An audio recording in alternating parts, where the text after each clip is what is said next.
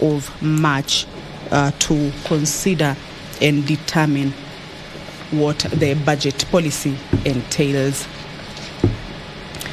This is a live broadcast, and as you can see, the Speaker of the Senate, Honorable Amason Jeffakingi, has stepped into the chambers. He will be presiding over this morning Senate proceedings.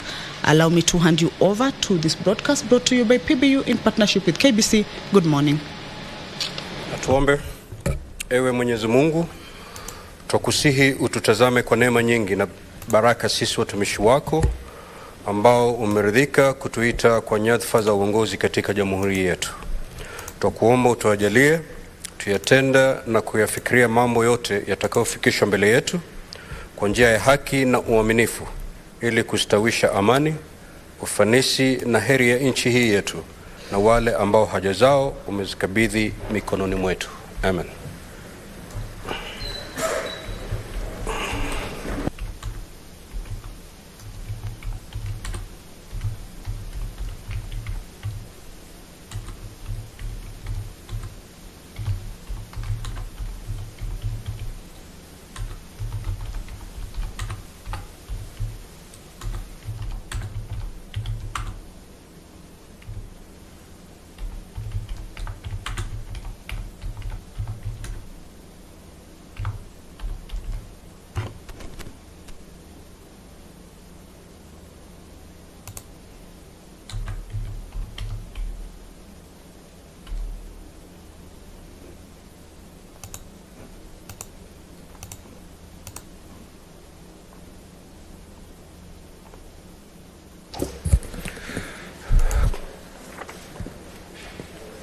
Clerk, do we have quorum?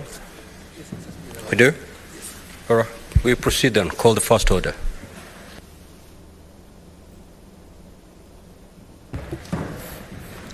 Order number 1, administration of oath. Order number 2, communication from the chair.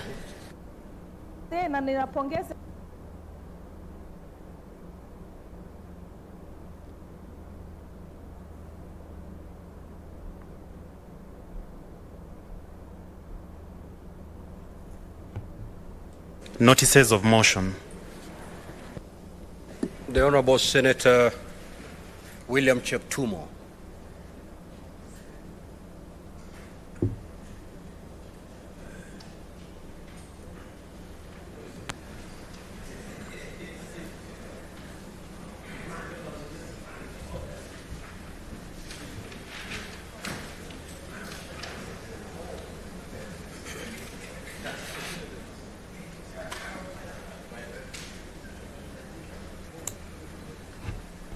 Thank you, Mr. Speaker. Mr. Speaker, I beg to give notice of the following motion.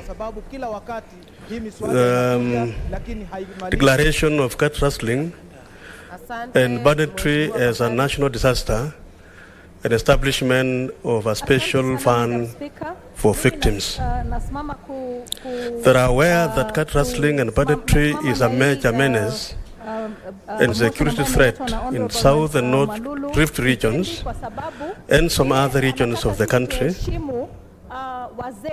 Lazima kama nchi inataka kwenda mstari ya mbele iheshimu wazee wake. Wazee wako na kitu ambao wamepitia kwa maisha. Sisi labda tuko na elimu, lakini ile msafara ya maisha ambao hatujapita, lazima tusikize wazee kwa sababu watatuambia vitu ambavyo hatuelewi. Ukiangalia vijana wetu wakienda circumcision, tunaitanga wazee kwa sababu tunataka wazee watuambie vitu, mila zetu za zamani, ili tuweze kujua vile tunaweza kupeleka vijana wetu mstari mbele. Na hata sasa hii tukitaka kusimamisha FGM nchi yetu, tunaita wazee ili tuambie hii desturi ni mbaya, tufanye vizuri. Na hawa wazee tunawatambua kwa ile kazi washafanya wakiwa wa citizens wa Kenya, na tunawatambua pia, na tunahitaji tuwatambue na tuwapatie pesa ili ile ujuzi ambao wako nayo na ile maisha ambao wamepitia wanaweza kutupatia sisi, kwa sababu tunajua nchi inapotea saa ile watu hawasikizi wazee wao. Lazima tuheshimu wazee, na ninapongeza. Be read a second time. Honorable members, before I give I open debate on this matter. Allow me to recognize in the Speaker's Gallery Kanjuri High School students from Madeira East, Nyeri County, who have come to visit Parliament. On behalf of the House, help me to welcome them to observe the proceedings of the House. I would also wish to further guide the House, further to the guidance given by the Speaker, that all transactions in the House would be by card. All members ensure you have your cards for speaking on the floor and for voting purposes. If you have lost your card, kindly visit the ICT department, ensure you replace your card. Any other way will not be accepted. Further clarification, following the allegation by Honorable Clive Gisairo MP that on Wednesday, February 14th, 2024, there was a total blackout on the proceedings of the House. Further that there are no records of proceedings of the House on that particular sitting, I would like to clarify for records and for clarity purposes. I have duly been informed that on the said day, all records of the House were done properly and all the sites and the Hansard and broadcast were updated. Therefore, the recordings of the proceedings are intact and done in the prescribed manner, and during that sitting and every other sitting, there is no time that the House has been in a total blackout. On that said sitting, there was internet interruption affecting the YouTube platform for a few minutes, but the records and the rest of the records were not affected, and they are all available as has been requested by Honorable Gisairo. Just for clarification, they are available at the Hansard and the Parliamentary Broadcasting Unit. You can be able to access them. I will therefore open debate on this matter. I know members had keyed in. I'm not sure if you still want to speak on this. Member for Mandera South, you have the floor. Thank you, Honorable Speaker. I take this opportunity, first of all, to thank Honorable Benjamin Gadiru for this amendment bill. This is a very important amendment bill, Your Honorable Speaker, because in a country where we have a lot of youth unemployment, which by 2022 we had 5.5% unemployment rate in this country, the amendment bill concerning the retirement age, so that those people beyond the age of 60 should not continue serving under any pretext, is a very welcome amendment, and I support it because we have a huge unemployment in this country, and there are very many young men and women who are educated, who are experienced, serving in many institutions, including non-governmental institutions, who can be able to take over some of these jobs from these elders who have retired at the age of 60. So this amendment, particularly on the retirement age, is very important. On the amendment on the acting officers, I think that's also a very important amendment because the acting officers in this country, especially in some state departments and government institutions, has been a very thorny issue. I would take an example of the Teacher Service Commission, where a lot of teachers have been, subjected to acting for several years, including some 5 years, some 6 years. Some of the teachers are even have two acting letters. They first of all get promoted as acting teachers as deputies, and then while they are still acting as deputies, they are given another acting letter as principals, another promotion. And this has been a very serious matter. And as far as this amendment goes, I wish that this amendment covers all the other state institutions or state departments, so that this question around acting actually covers uniformly all the other institutions, because institutions like TSC, for example, has put this provision of acting administrators under regulations. It has even removed it from the TSC Act. It does not subject their teachers to the Public Service Commission Act under this provision of acting, and has put it under regulations, which sometimes they use it to do whatever they want to do in order to deny the teachers who are in acting capacity the right either to be confirmed as teachers in that substantive position after the acting period, or revert back to the original position after the acting position.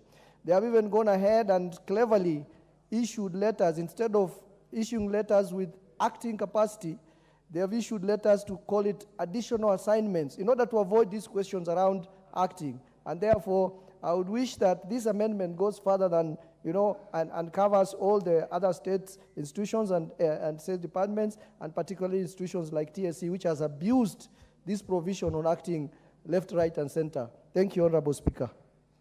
Thank you. Member for Mwingi West, have you indicated to speak on this? No. You're becoming a nomad. Member, as I prepare myself, just walked in. Move to the next member as I prepare myself. All right, you're not speaking on this. Member for Moiben, are you indicated to speak on this?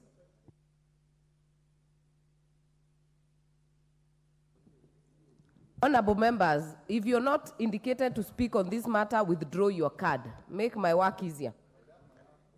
Honorable member for Marsabit.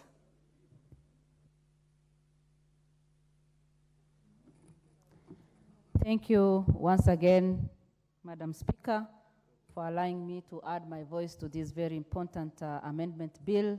As I congratulate the consideration committee on labor, on consideration of the Public Service Commission Amendment Bill 2023, National Assembly Bill number 6 of 2023. I know the committee has given it a lot of attention. From what the chair has said and Mheshimiwa has said, it confirms that they have given it a lot of attention and also received enough response from the people through public participation. Madam Speaker, the amendment bill is quite clear because it prescribes the mandatory retirement age at 60 for any other person and 65 for people living with disability, and also states that the period of an officer may work in an acting capacity is 12 months. Madam Speaker, I will only concentrate on those 3 areas, just as the report has captured. This means that when people retire at age 60, I know those people who are getting closer to that may be worried, but putting into consideration the number of young people who are waiting for employment, who are there, who graduated and performed very well and have very good certificates, and they cannot be employed because many people who are in offices are between the age of 45 to 60. This will give people opportunity, will increase the job vacancies, and that then will create enough opportunity for our young people to be employed. Again, vibrancy. Our young people are quite innovative and active, and again, they have, they will have a lot of commitment and bring in new synergy. So it will give us a lot of opportunity to bring into consideration our young people and also reduce the challenges we currently have of unemployment of our young people. So I agree with that. Then when we talk of people living with disability, the 65 years of age, I think that is a special consideration. While all the others retire at 60, our people living with disability have been given 5 more years, whereby people, they can also prepare themselves and also maybe finish what they have not finished so that they can also give space to others. My only recommendation here is any vacancy that somebody who has been living with disability has been occupied, let us make sure that the same category of persons will be considered. And even for this other general where we allow people to retire at 60, let us put into consideration gender, regional balance, and everything, as long as we have people who are qualified for different positions. Madam Speaker, the bill also addresses the issue of officers in acting capacity. In most of our ministries and even public offices and even private offices, and even our counties, there are people who have been acting for more than 6 months, for more than 1 year, or even 5 years. This means that even for the particular member of staff, productivity level goes down, and even commitment, because you do not know what will happen to you next, and you are always on capacity, you know, kind of, you are never confirmed, and you wonder whether you are adding any value even to the institution. So the recommendation they have made, that you can only be on capacity, on acting capacity for 12 months, is a good one, and it is my prayer that even those counties, those institutions that have people who are working as casual workers for more than 6 months, they should review, or they should look at their work, whatever, and see how they can help the people. Because if you want people to be productive enough, if you want people to give their best to any institution or any office, you must confirm them, and you must give them their job description so that they can perform according to their job description. But acting capacity will make people not to work, will make them not to work, will make them not to give their best, and will make our country not to do what we are supposed to do. And in terms of performance and efficiency, we will always drag behind. So with those few remarks, mine is to support, and I recommend the job well done by the committee. Thank you. Thank you. Next chance to the MP from Mombasa, Honorable Zamzam. Asante sana Mheshimiwa Spika. Na mimi niweze kuchangia mjadala huu wa leo ambao umeletwa na Mheshimiwa.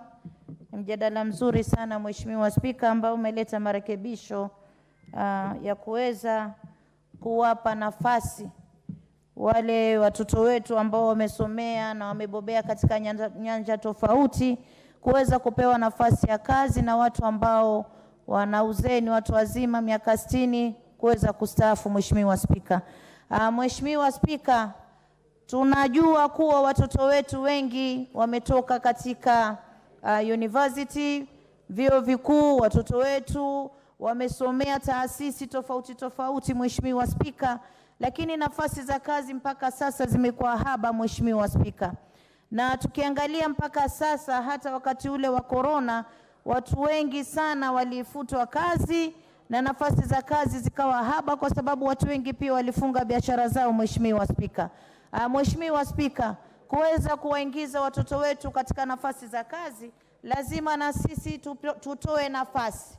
Ukisha hudumu katika serikali miaka 60, ukiwa umefikia miaka 60, hiyo ni dhahiri kuwa na wewe pia uweze kupisha watu wengine waweze kuchukua nafasi yako Mheshimiwa Spika. Ila tu pia ningependa kuongezea kuwa na hata wakistaafu katika miaka 60 Mheshimiwa Spika, lakini pia wanaweza kuangaliwa hawa ambao wanastaafu, kwa sababu tunapata wafanyakazi wengi wa serikali wamestaafu na mpaka sasa marupurupu yao, pesa zao, ile manini yao ambao wanapewa baada ya kustaafu Mheshimiwa Spika, wengi wanalia hawajapata Mheshimiwa Spika, na wanaishi katika maisha duni. Kwa mfano, tuna watu ambao wamestaafu katika shirika la Kenya Railways, juzi wamenituma marupurupu yao mpaka sasa hawapati Mheshimiwa Spika. Tuweze kuangalia pia na hao watu wazima ambao wanastaafu, licha ya kuwa wanataka kutoa nafasi kwa watoto wetu, lakini nao pia ni Wakenya, waweze kuangaliwa vizuri Mheshimiwa Spika. Tuhakikishe kuwa marupurupu ya wafanyakazi ambao wanastaafu wanapewa kwa wakati, ndio na wao pia waweze kuishi Mheshimiwa Spika. Mheshimiwa Spika, pia nimeona amezungumzia watu ambao wanafanya kazi kwa kujishikilia. Nimekuwa juzi Mombasa katika taasisi ya maji Mheshimiwa Spika, nikagundua kuwa yule mkurugenzi mkuu ambaye anahusika pale ameshikilia miaka 2.5 Mheshimiwa Spika, hajaweza kuandikwa rasmi. Na hii inatamausha sana Mheshimiwa Spika. Watu wanashikilia nafasi za kazi kwa muda mrefu bila kuandikwa katika nafasi zile Mheshimiwa Spika. Ni dhahiri kuwa hata kuna walimu ambao wamekuwa wakisomesha kwa interns, wakisomesha kwa kujitolelea kwa muda mrefu sana, Mheshimiwa Spika. Kuna mpaka madaktari ambao wanajitolelea kutibu wagonjwa kwa kujishikilizia, Mheshimiwa Spika. Sisi tunataka watu hawa ikifika ule muda wa kuweza kuandikwa kazi waweze kuandikwa kazi, isiweze kupita muda ule ambao umewekwa katika sheria, Mheshimiwa Spika. Na hata hivi tukitetea wafanyikazi, tukitafuta nafasi za kazi kwa vijana wetu, Mheshimiwa Spika, tuangalie pia na makampuni ambayo yameweka watoto wetu kazi. Kwa mfano, juzi kumekuwa na mgomo Mombasa, Mheshimiwa Spika, na ilitamausha sana. Mgomo huu ulikuwa wa kampuni ya EPZ, Mheshimiwa Spika, ambao nilijaribu kuingilia katikati, Mheshimiwa Spika. Lakini ningependa pia kamati ya leba waweze kuangalia watoto wetu wanaajiriwa ile itwaje, kushikilia contract mwezi mmoja na mtu amekaa pale miaka 10. Hii haingii akilini, Mheshimiwa Spika. Ni dhulma kwa wafanyikazi wa Kenya, ni dhulma kwa watoto wetu, na tuangalie hata makampuni haya na ile kama kamati ya leba waweze kufuatilia, waangalie kwa nini watoto wanaandikwa mwezi mmoja. EPZ kazi ngumu kuanzia asubuhi saa 12 mpaka saa 4 ya usiku. Ikimalizika mwezi anaambiwa rudi tena uandikishe upya. Amekaa pale miaka 10, Mheshimiwa Spika. Tuweze kuangalia pia hali za wafanyikazi katika taifa hili, Mheshimiwa Spika. Ndio tunataka watoto wetu waweze kupata ajira, tunataka taifa hili liweze kujengeka kwa ubora, lakini pia tuangalie wafanyikazi wakienda kazini wawe ni watu ambao watakuwa na furaha, Mheshimiwa Spika. Waweze kuruhusiwa pia kujiunga na mashirika yale ambayo yameruhusiwa katika katiba kama unions, kwa sababu unaona wengine wakiingia wanafutwa kazi, Mheshimiwa Spika. Na ni watoto wetu sisi. Tusipozungumza katika jumba hili, na mimi najua nitaweza kuwafikia kamati ya leba ya jumba hili, niweze kupeleka na mimi petition yangu kutoka Mombasa kwa wafanyikazi wa EPZ, waweze kuwaita hawa managers na directors wa EPZ, tujue kwa nini watoto wetu wanafanya kazi ngumu. Mshahara ni 15,000, Mheshimiwa Spika. 15,000 mshahara ambao ni wa mfanyikazi wa ndani ya nyumba, yule ambaye amekaa ndani ya nyumba. Lakini watoto wetu wanarauka asubuhi saa 12, wanatoka saa 4 ya usiku.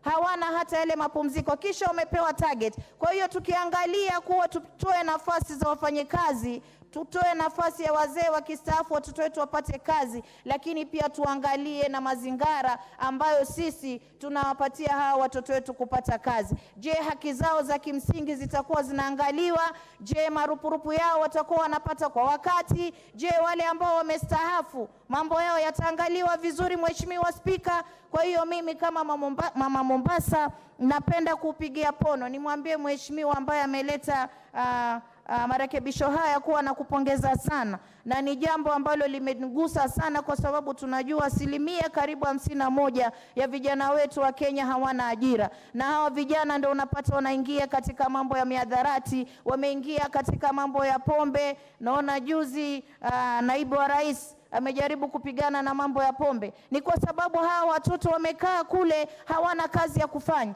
Lakini wazee utawapata bado wako makazini. Hatukatai wazee kwa kazini, lakini ikifika wakati wa kuondoka wapewe nafasi ya kuondoka tena kwa heshima, waangaliwe kule nyumbani watakapokaa, wapewe marupurupu yao, waangaliwe afya yao, waangaliwe mambo yao mazuri, lakini watoe nafasi kwa watoto wetu ambao ndio vijana. Asante sana Mheshimiwa Spika.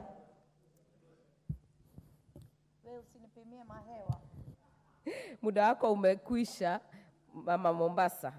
Before I give the next speaker, allow me to recognize our students in the public gallery from Blessed Beyond Primary School, that is Kasarani constituency, Nairobi County. Join me in welcoming them to observe the proceedings of the House. The next chance will go to the member for Chepalungu, Honorable Victor Koech. Yes, I am hearing, Madam Speaker, someone calling me Mandazi. Indeed, I'm Victor Koech Mandazi, and it's officially in my ID, so no one should fear calling me that name. Thank you, Madam Speaker. While I rise to contribute, I would really want to thank the chairperson who moved this particular bill. It is, and for a very long time, we have had this particular regulation and not having it in law, it's important now as a country that we consider having the 60 years put into law.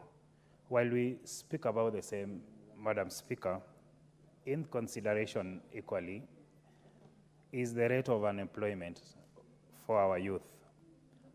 For a very long time, and particularly to the Teacher Service Commission, that is TSC, within my constituency, there are persons who are now above 45 years. And in particular, Madam Speaker, there is one, Mr. Kiptuya, who teaches in Makimeny Primary School, 45 years,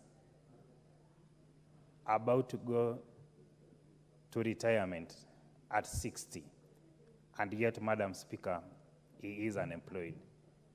There are such and several cases within our country, and it's about time that we consider this kind of unfairness to our youth, this kind of unfairness to the people who went to school, who went to their colleges, who sacrificed their earnings so that they can take their children and their siblings to school, and yet they have never been employed.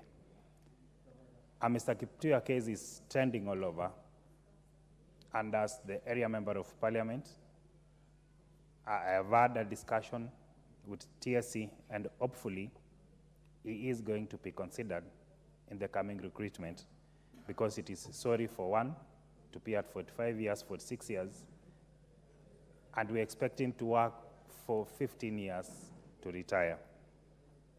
At that particular age, he will not be fruitful, and any other person will not be fruitful.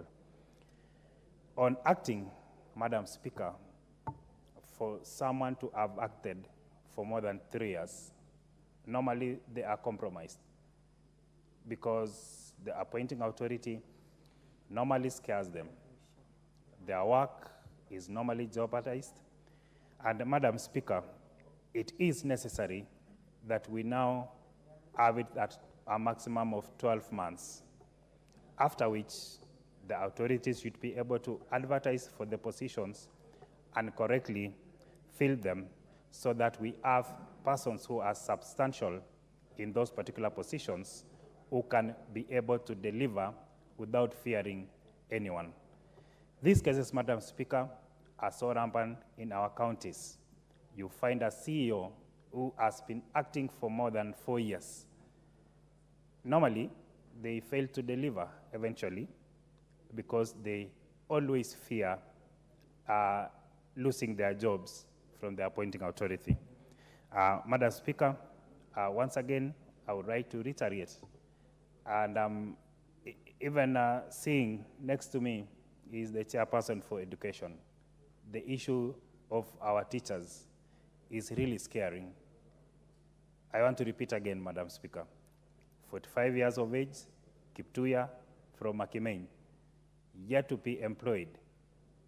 He is to retire officially when we have now this regulation being considered as a law. It is something that we need to look into as a country, and we, the leadership that have been given the powers now, have to find a solution for the same. Thank you so much, Madam Speaker. I want to support. Thank you. Thank you. Member for Garissa Township, not in the House. Honorable Kihongi of Kangema.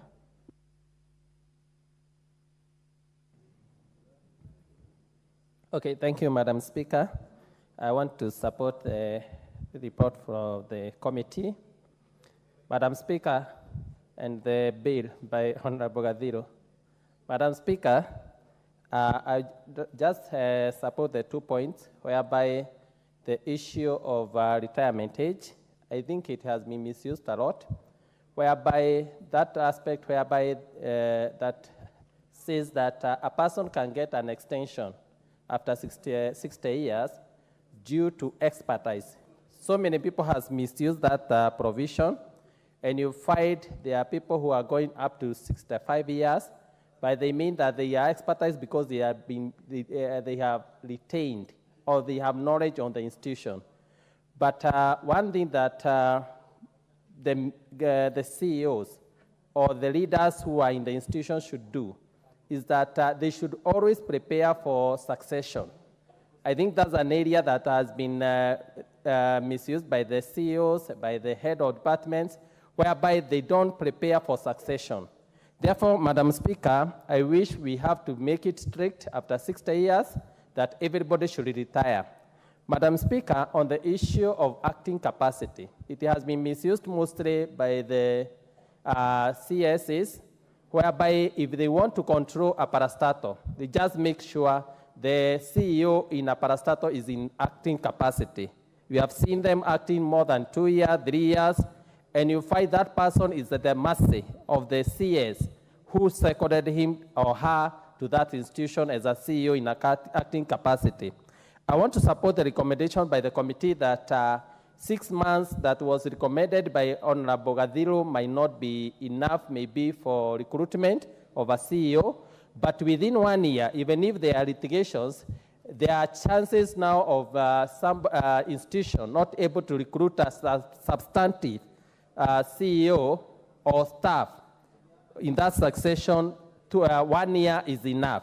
Therefore, the recommendation by the committee that we move from 6 months, which was recommended by the mover of the bill, amendment bill, to 12 months, I think that will be extremely enough for even if there are litigations, there are issues, they will have been concluded.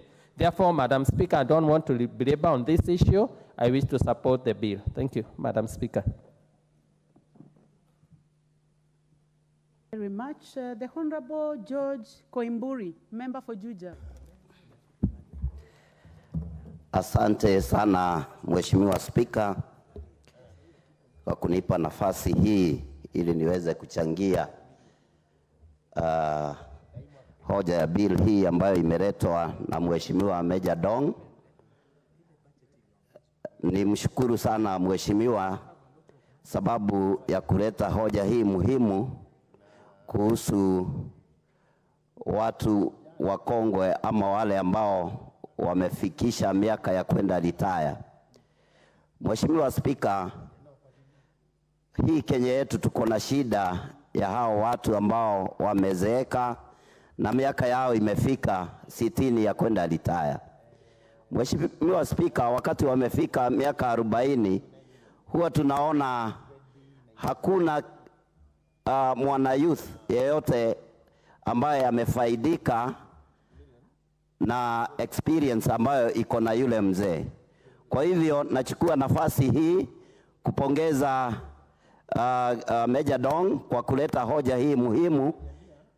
Mwana youth yeyote ambaye ameajiriwa, yule mzee akifika miaka 40 aweze kuchukua nafasi pia ya kumfundisha ndiye aweze kupata kujua ama kuelewa ile kazi ambayo huyu mzee amekuwa akiifanya. Mheshimiwa Spika, kama vile tunavyojua ni kwamba wale wazee ambao wameenda retire wamekuwa na shida kubwa pale mashinani. Ukweli ni kwamba hawapati pesa zao, ile fidia ambayo yafaa walipwe baada ya kulitaya. Kwa hivyo Mheshimiwa Spika, tunaomba serikali yetu ichukue wazee hawa ili wawe wakipewa pesa zao kwa wakati ambao unafaa. Wakati huyu mtu amezeeka na amepewa retire, ndio mwili wake huwa unaanza kumsumbua. Kwa hivyo unapata anahitaji madawa, anahitaji kuvaa vizuri, anahitaji hata chakula cha kuweza kumpea nguvu ya kuweza kuendelea na maisha yake. Mheshimiwa Spika, mimi ningesema hivi, wale vijana ambao wamechukua nafasi wakati wanafundishwa na huyu mzee akifikisha miaka 40, pia huyu mzee aweze kuongezewa pesa zake, isiwe tu ni zile pesa ambazo alianza nazo kazi wakati aliajiriwa akiwa kijana. Mheshimiwa Spika, Hili jambo ni jambo la muhimu na lafaa lizingatiwe na serikali yetu tukufu. Kwa hivyo tumpongeza mheshimiwa wetu kwa kuleta jambo hili, Mheshimiwa Meja Dong. Asante sana Mheshimiwa Spika. Asante sana. The Honorable Andrew Okwome, member for Karachonyo. In the absence of the Honorable member for Karachonyo, the Honorable Moses Ijendi, member for Malava.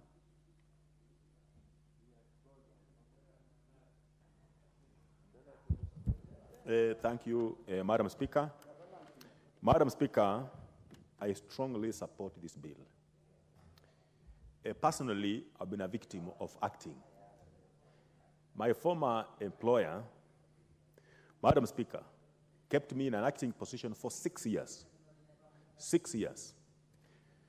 Madam Speaker, for confirmation in the appointment, what struck me most was that I was also subjected to an interview finally. Even when I was sitting before this interview, I was just wondering, for all these 6 years, can I still be subjected to an interview? Luckily, Madam Speaker, I emerged top to be confirmed in appointment. Madam Speaker, also have an experience in this House, Parliament, Parliamentary Service Commission. We have the current CEO of NGCDF Board. Madam Speaker, he acted, I think, for 9 years. And when an interview was called, I remember it was in this House that overturned a decision that had made another person to be number one, to take over from him, after acting for 9 years and performing so excellently as he had done. So, Madam Speaker, I strongly support this because it is so dehumanizing that you put someone in an acting position for over 6 months. Then finally, for some cases, you don't confirm them in appointment, and other persons come to replace them, and these persons deputizing these particular persons, training them even on the job. Madam Speaker, it is so demoralizing, so dehumanizing, that even for fellow staff, it in itself, Madam Speaker, defeatist. Madam Speaker, I would like not to agree with the Mheshimiwa's proposal in clause 2, which proposes an amendment of section 34 of the Act that says, any officer appointed in an acting capacity shall not be entitled to an acting allowance after the expiry of 6 months. Madam Speaker, personally, I would say no person should be allowed to continue acting in a position after 6 months. Madam Speaker, imagine a scenario where someone is put in a position, he has been earning an allowance for acting in that position for 6 months. You retain the person in the same position and you don't pay him an allowance. Madam Speaker, this will be a window for corruption in that particular organization, in that particular system. Madam Speaker, the other point maybe I may want to look at is the issue for 60 years. Madam Speaker, when you look at this country, particularly Kenya, where we are, persons who are the age of 18 and 35, there are so many. When you add on the age of 45, Madam Speaker, it's almost 80%. Why allow a person to continue working after 60 years? Why can't we let this person retire, pay him retirement, pensions, that when he still has the energy now, because most of these persons, some of them, have not been working from homes. They have been staying away from homes, from families for a very long time, for very long hours. Give him time when he's still strong to jail with the family, to know even the house looks like after working for 60 years. Madam Speaker, what is so interesting with this practice is that the issue of retirement was actually left to an entity, a person, the CS, so to say. And this is a person who can make any decision, any time, that suits that particular person at that particular, in that particular situation. So if this becomes now an act, Madam Speaker, I would say that the issue of a person being retained in a position because he has a special talent should arise. Because we ask ourselves, when this person was in this position, maybe for even 20 years or 15 years, what was he doing, and what was the management doing to ensure that there is smooth transition from one level to another level? Madam Speaker, I've also found out that when it comes to this this idea of the age. Sorry to interrupt you. There seems to be a very serious Kamukunji, a discussion where the Honorable Koimburi is. Please, you may reduce. Please reduce your voices. Consult in lower tones, so that we are able to hear what the Honorable Member for Malava is saying. Yeah, thank you, Madam Please Speaker. Proceed. Yeah, thank you, Madam Speaker.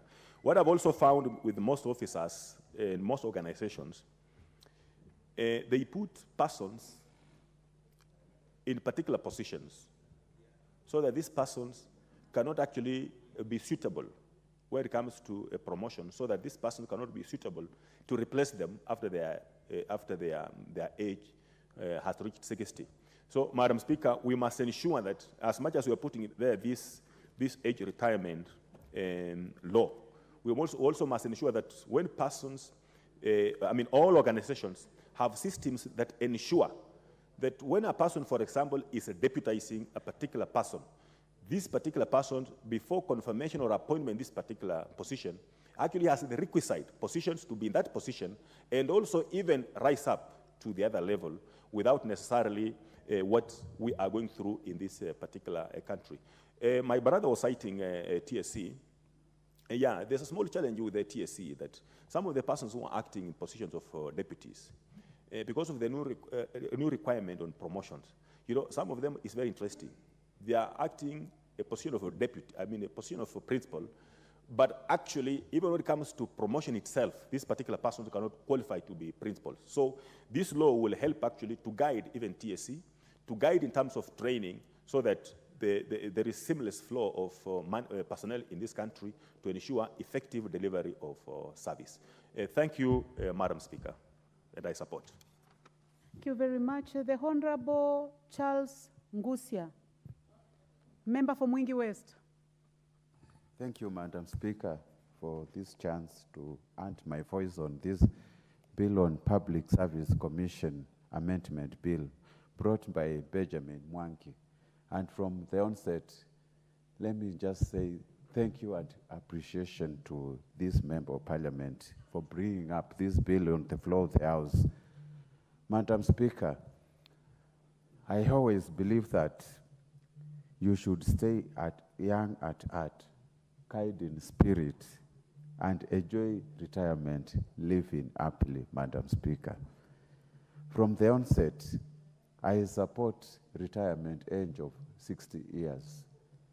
If you look at all the countries, the developed ones actually, Madam Speaker, they have set their retirement age between age 60 to 50 years and to 65 years, and I think I am fully in support, because most of the time I have been quite disappointed seeing people who are even over 70 in public offices doing a lot of work.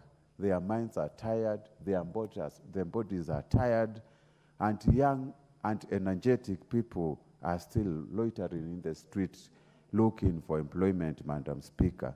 So this actually should be supported by everybody, because the bill itself, it's going to bring discipline in management of human resources in public sector, Madam Speaker. The other issue, of course, which has really been raised up in the audit committees, I'm lucky to be in one of the audit committees, has been the issue of person acting for too long. And one case has been the member of the NGCDM board who has acted for 9 years, Madam Speaker. That person cannot effectively discharge the duties if you have been kept on waiting to be confirmed. So by doing so, we are going to ensure we have got a proper succession plan in terms of bringing this sanity, in terms of the number of months you are supposed to act, Madam Speaker. So many civil servants, Madam Speaker, most of them, they end up acting and even getting remuneration. But I would like to beseech the Member of Parliament actually to bring this amendment where he has said failure to comply with this provision will result in the officer not earning any acting allowances. What if the person is still serving and the person does not have capacity or authority to appoint him or herself automatically to this position, Madam Speaker? I wish we can say the person should be deemed to have been permanently employed if he or she has been acting for more than 6 months, and Madam Speaker. So that thing is needs to be looked at, Madam Speaker. Nothing much to lamp on it. I support the 60 years retirement, and let's not look only the jobs, actually. Even the president's appointment should be anchored on this, and anybody who has attended this should just go home and live peacefully and rest. With those few remarks, Madam Speaker, I support the bill. Thank you. Thank you. The Honorable David Gikaria, member for Nakuru Town East. Thank you, Madam Speaker, for giving me this opportunity to air my sentiment on this very important amendment which has been brought by our brother, Major Dong. Honorable Speaker, much as we talk about the retirement age at the age of 60, it's also important for us to be cognizant that the public service only employs a very small percentage of the unemployed labor in this country.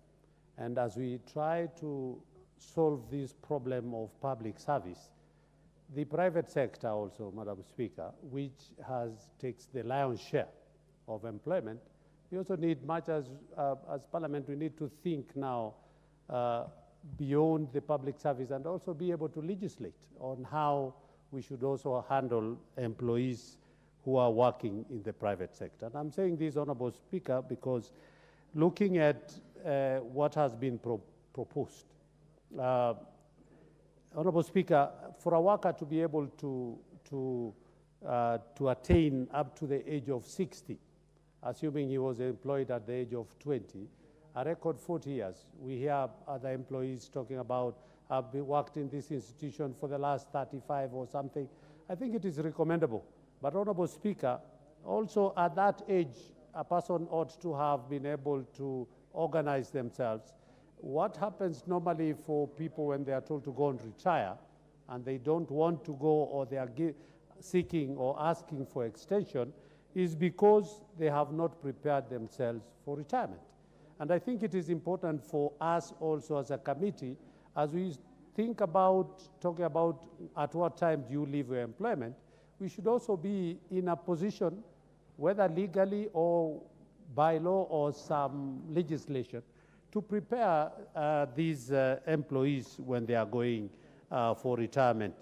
At the age of 60, Honorable Speaker, it is a little bit old. And it is also for us to think, I don't know what other countries and other jurisdictions do, but I want to believe that if somebody has worked for the last 30 years, at the age, a retirement age of around 55, as it is when you want to get your NSSF retirement, at the age of 55, so that at least we can vacate more positions for the young people to be able. Of course, vacating at the age of 60 will leave a few vacancies for the young generation that is seeking. But I will be proposing a further amendment to reduce it to 55 and be able to see whether we can create more employment for the young generation. Secondly, about the 12 months in acting capacity. Honorable Speaker, 12 months, the proposal by Major Dong, I think the committee should have stuck with the 6 months. Honorable Speaker, an institution must always prepare itself for transition. So we shouldn't be talking about 12 months so that an institution can be able to prepare recruitment and whatever. I mean, what stops the institution from starting a replacement recruitment maybe 12 months before I retire?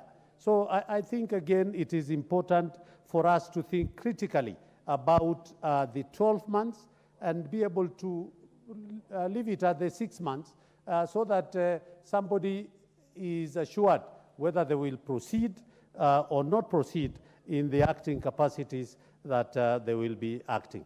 Honorable Speaker, the preparation, and this goes to most of us, particularly the male employee. Honorable Speaker, when I retire at the age of 60, given a small package, that is when now I start looking for a young girl who will be going to rest with me after the 60 years. And this is where the problem starts. That this young girl, when she comes into your life, I will think that she is so much interested in me, but what she's interested is what I have. And as soon as that is finished, then, and I think that is where we are saying that we need to have a program Intervention where by the Honorable Jackson Kosgei, nominated member. Is it an intervention he's not, on this subject matter? He's absent, actually. Well, you may proceed, Honorable Gikari. Thank you, Madam Speaker. So I was saying that it is important for us to be able to prepare the retiree that as they are leaving their employment, we will be able to. And secondly also, Madam Speaker, it is important once the institution knows that a certain senior person will be leaving in the next 12 months. Then again, it is important because I doubt whether there is any institution that has no deputy. That deputy should be, aligned to the processes of how the continuity of that institution, even after as we also, because again, we have deputies who have been enacting capacities for a very long time, and it also brings a lot of issues. Honorable Speaker, and I totally agree with Madam Zamzam from Mombasa. It is important for us also to look, as I was saying, about the private sector. Honorable Speaker, we passed a private sectors, it's an act of parliament now, and we even pegged how much the private security are supposed to be paid. Honorable Speaker, it is very, very shocking that as we are talking, or we are speaking now, with the act in place, the private sector guards are still being paid the mean mega 7,000 per month when his employer is asking maybe for 35. I think it is important for the institutions which have been bestowed upon this for purposes of operationalization of this act to be able to look that actually these private guards are paid what we had agreed. Honorable Speaker, it is not right for me or any employer to ask for 35,000 and continue paying private guard only some 5,000 without consideration. Honorable Speaker, this is key, that retirement is, yes, as we talk about retirement in this act as proposed by Major Dong, I think it is a way that we need to think critically on how we'll be assisting our employees. With those few remarks, Honorable Speaker, I support with an intention of bringing a further amendment on the retirement age. Thank you, Honorable Speaker. Thank you very much, Honorable Gikaria. The Honorable Fabian Moli, member for Kangundo.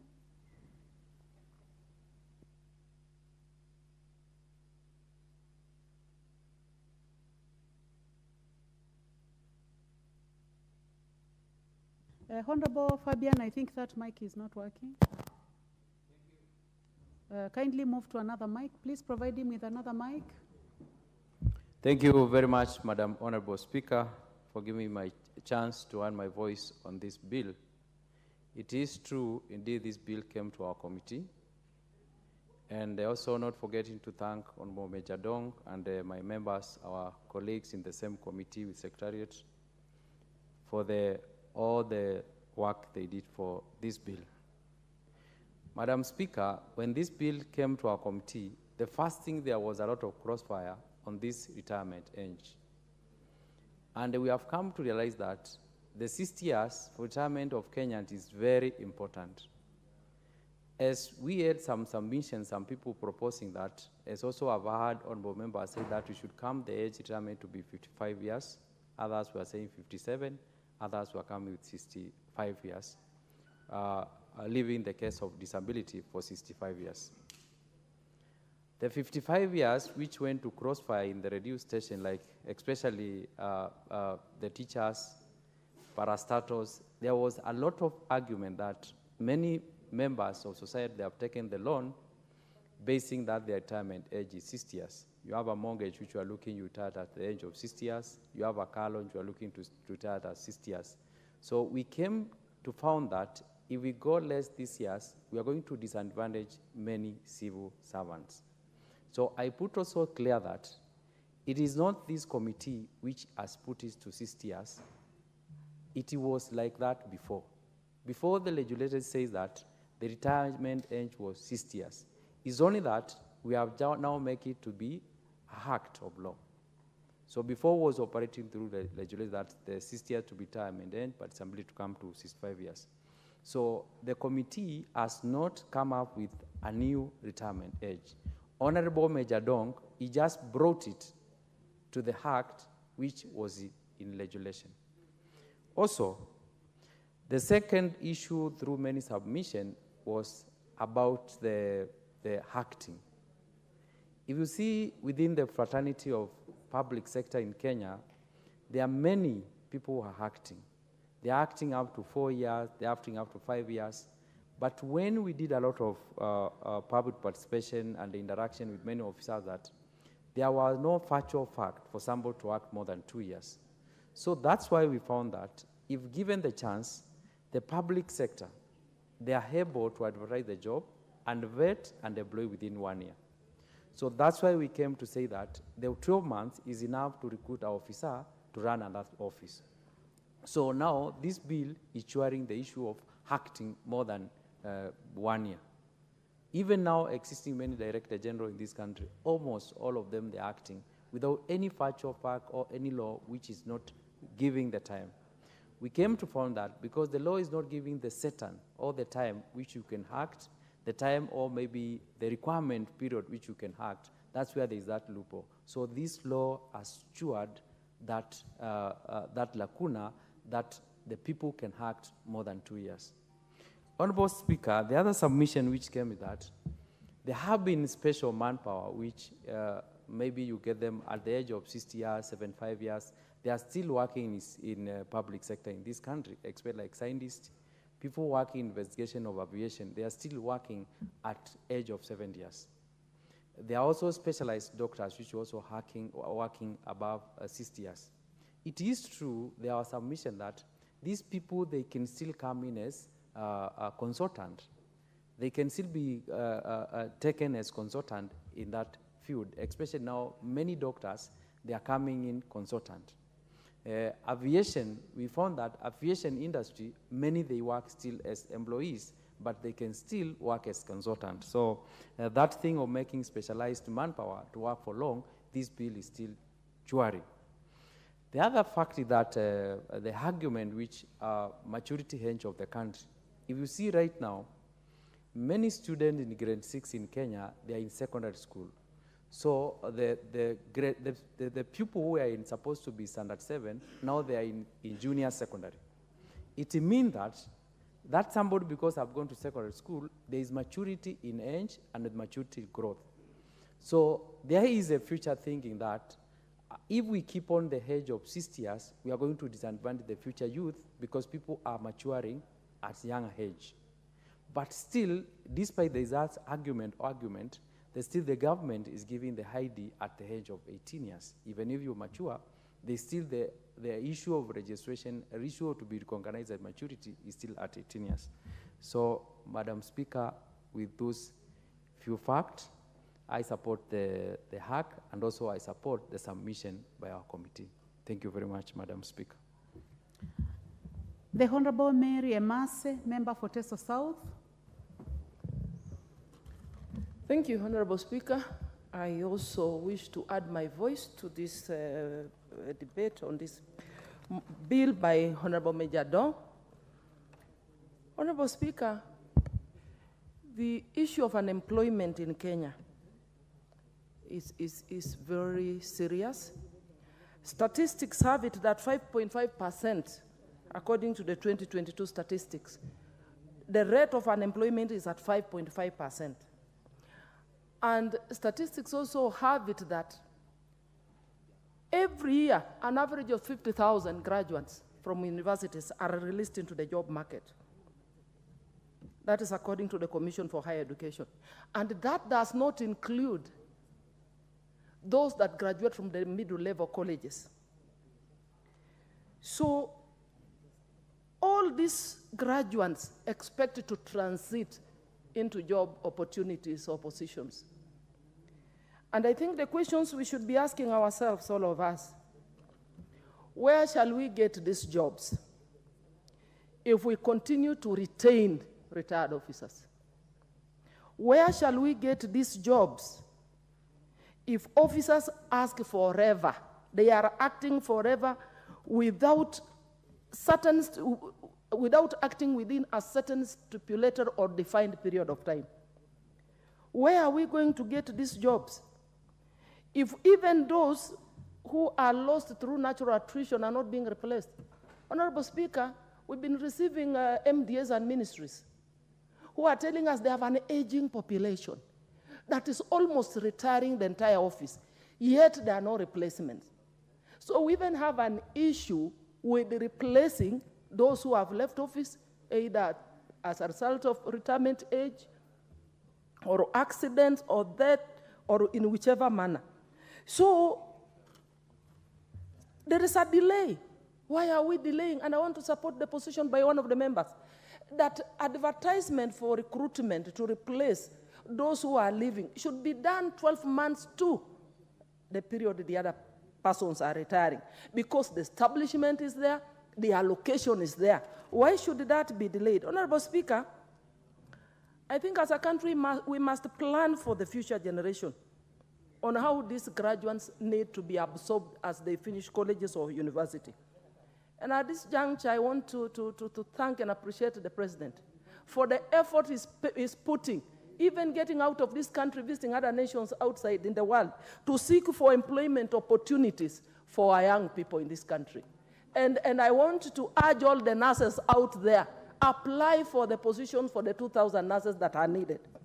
And also I want to, at this juncture again, to thank the President for prioritizing programs that are going to generate additional opportunities, job opportunities for our youths in the country, including the housing programs and the EPZs that we are actually pushing as a country.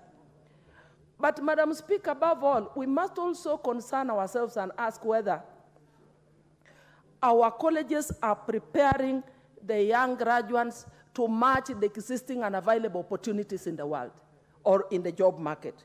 So, Madam Speaker, I support this bill by Honorable Major Dong that there must be compulsory retirement after 60 years so that we create opportunities for others. That there must be penalties for those who are authorities that are not complying with the provisions of this legislation. And that there should be expiry of acting in acting capacity. So, Honorable Speaker, I support. And again, I want to congratulate Honorable Major Dong. Thank you. Well, in the absence of the Honorable Andrew Okwome and the Honorable Julius Meli, member for Tinderet, I now give the opportunity to the Honorable Nabwera Nabi, member for Lungari.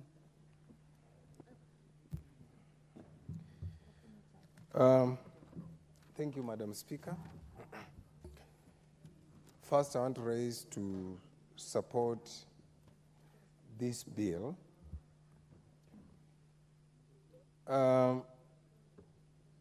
Madam Speaker, I want to thank Mheshimiwa Benjamin for coming up with this amendment. Madam Speaker, as a HR practitioner, one of the things I found very unacceptable in the Kenyan public service is where we have casualized jobs, permanent and pensionable jobs. We have casualized them through acting appointment. Madam Speaker, a public service is a going concern. A public service is an entity of entirety. And Madam Speaker, in a country where you have excess labor, and not just labor, qualified labor, in a country where the public service should be setting standards for the private sector, it raises a lot of concern that we have key positions that remain in acting capacity for many, many years. Madam Speaker, you've heard what Honorable Malulu has shared with you, what befell him for 6 years. Madam Speaker, as I'm speaking to you here, a university in this country, which was almost, a university college which was almost going under, and a deputy vice chancellor was appointed to act. And he has acted effectively and brought that university to life.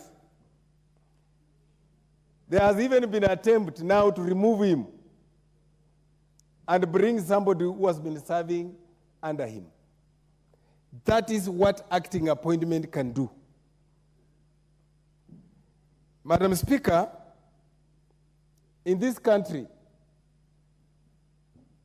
we have moved away from the tenets of code of conduct of the public service that requires one is appointed in acting capacity to assess his suitability, to assess his fit to the job, to now using it as a carrot by those who wield power. We have very sensitive positions, Madam Speaker. In the public service, a director is the engine of delivery. And if you are to look around in the public service in this country, as I was checking this morning, 109 positions, people are in acting capacity. Some as long as 2 years, some as long as 3 years. So the question is, why do we pay an institution called Public Service Commission, which is supposed to be employing public servants? The reason, Madam Speaker, people hang around after attaining 60 years are two. Number one, as a country, we have not done well in terms of pension for people who retire. The time we pay them, especially in the public service, and the quantum. So basically, given that these are the people in authority, they will want to perpetuate themselves in offices by always saying there is nobody ready to take over the job. As we deal with this issue, we need to revisit the Pensions Act. We need to look at the people who retire. What happens to them? We need to improve health care. We must think through, in the new scheme of things, how somebody who has served this country for so many years cannot afford health care. Somebody has retired as an undersecretary, somebody has retired as a director. After 2-3 years, he cannot be able to pay a bill, a medical bill. Those are some of the reasons why people don't want to go home when they attain 60 years. Madam Speaker, as we think through this, there is a new animal in the house called internship.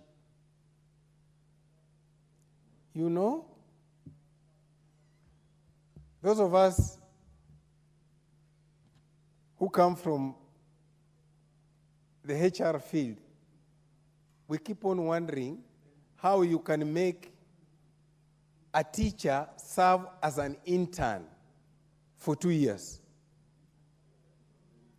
That makes it a casual job. I mean, a person staying with kids in school, and that's the animal we have at the JSS. That's why we can't stabilize that. When I grew up in this country, it was very clear when you join a job, after 1 year, they will assess whether you are suitable to be confirmed in that job.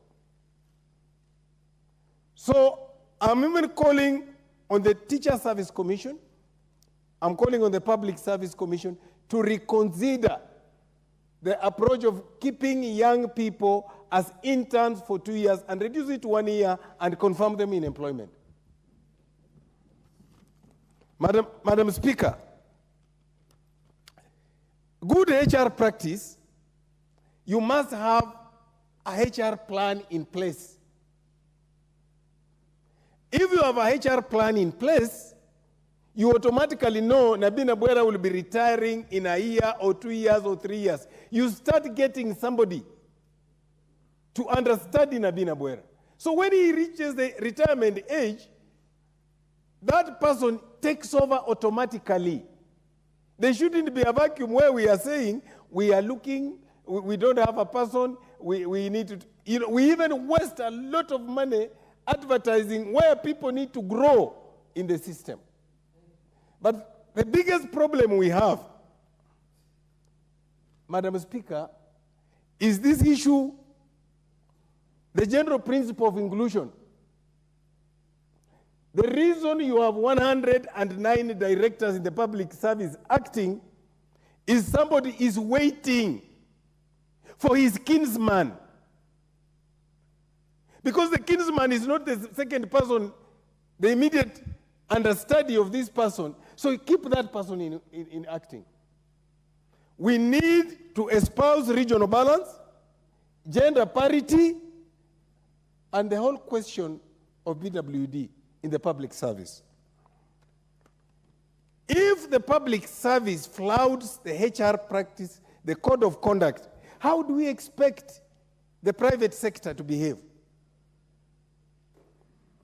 They will follow suit because the person setting the standard is not doing the right thing. Madam Speaker, I want to support this bill and thank Mheshimiwa Benjamin for a job well done. Thank you. Thank you. The Honorable Timothy Wanyonyi. Thank you, Madam Speaker. Honorable members have purposively gone to the Honorable Timothy Wanyonyi, and I'll also purposively go to the Honorable Kosgei for very obvious reasons, Honorable members. Please proceed. Thank you, Madam Speaker. Picking up from where my good friend, Honorable Nabi, has left, Madam Speaker, positions of acting. The succeeding governments have kept civil servants in acting positions for too long. One of the the case I remember very well is the CEO of the CDF board, Mr. Mbuno. He was kept in acting position for 6 or 7 years. Then after that, you see now they come and try to confirm his appointment. I don't know why somebody would act for so long like that when you know very well he has qualified for that position. He is a person with competencies that have been approved and all that. Madam Speaker, even this amendment, I don't know what mischief is trying to attain because, Madam Speaker, people who are acting positions, and if this amendment says that this amendment is to create more vacancies for young people, Madam Speaker, I think we can do better than that. there are many ways we can create jobs for young people. We must increase the more opportunities in the public service, because people who are retiring vis-a-vis people who are coming up to employment, the ratio, I think, is not the same. So as we discourage these things of people acting in position for too long, there should be a policy that creates job opportunities at different levels of government, at different agencies, and even at the private sector, informal sector, and all that. And Madam Speaker, even in this amendment, we need also to capture mandatory retirement age is 60 years. For people with disability, 65 years, it must be captured that also the people with disability must be also given to, because sometimes people with disability, they get into employment job market very late in life. Some are employed when they are over 40. And when you now tell them they retire at that age of 60, mandatory 60, then you disadvantage them. So we just wish that this amendment will bring sanity in the public service so that people who are given acting, maybe is acting in a position to wait maybe for replacement or something that's happening, or as I say, who has got rare competencies that cannot be captured by somebody else. Because this, Madam Speaker, I believe that we have abused this position by allowing somebody sitting in a position not very sure whether he will be there tomorrow. And that even affects performance, because somebody who is not guaranteed of his position may not perform very well. But when somebody is given a position and knows very well he's going to serve up to this time, he will be able to perform and can inspire others also to perform. And especially those who are sitting in senior positions, Madam Speaker.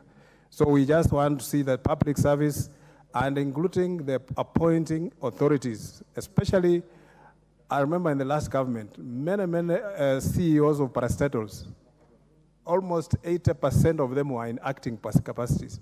So you wonder why, if they put him in an acting capacity, why wouldn't they not find a way of either replacing him or confirming him so that he can continue?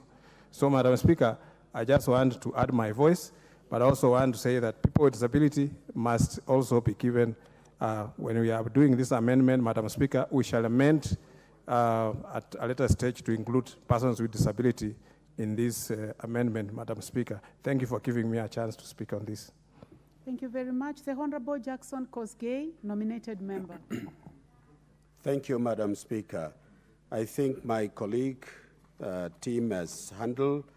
I wish to have a voice here that in this bill, as we do amendment, Madam Speaker, it must come out very clear in treating what one would consider as a bureaucratic marginalization, a silent policy that removes certain people and denies them certain enjoyment in public service. So one such is a silence on, is it 80, section 80 of this amendment? It is not mentioning and coming out clearly to include persons with disability as one of the targeted in terms of making it clear on the retirement. It has been done well in the Public Finance Management Act. This must also be reflected in the public service, that persons with disability retire at the age of 65. We have a case, Madam Speaker, somebody, Francis Manaibei, from Central Bank, who was retired 2022 at the age of 60, and the bank would not consider even the public service circular that came out in 2012, and also the subsequent amendment on the Public Finance Management Act, because in some laws it is not recognizing. And I think this is the right time, Madam Speaker, this is considered and be reflected in law. So I think, as team mentioned, Honorable, that later on in this detailed amendment, I plead with the mover to accept that this be made an outstanding, identifiable area of treatment by this particular law. Second, Madam Speaker, is that, as my colleagues have said, this is to deal with the issue of acting that has been witnessed in public offices. I think it is important to be clear on this because some officers have acted in offices perpetually without any consideration. And when the new recruitment is done, some of them are thrown out, yet they have carried out a good work in the service simply because of other consideration. And finally, it is why I support is because our population generally, as a country, is a young nation.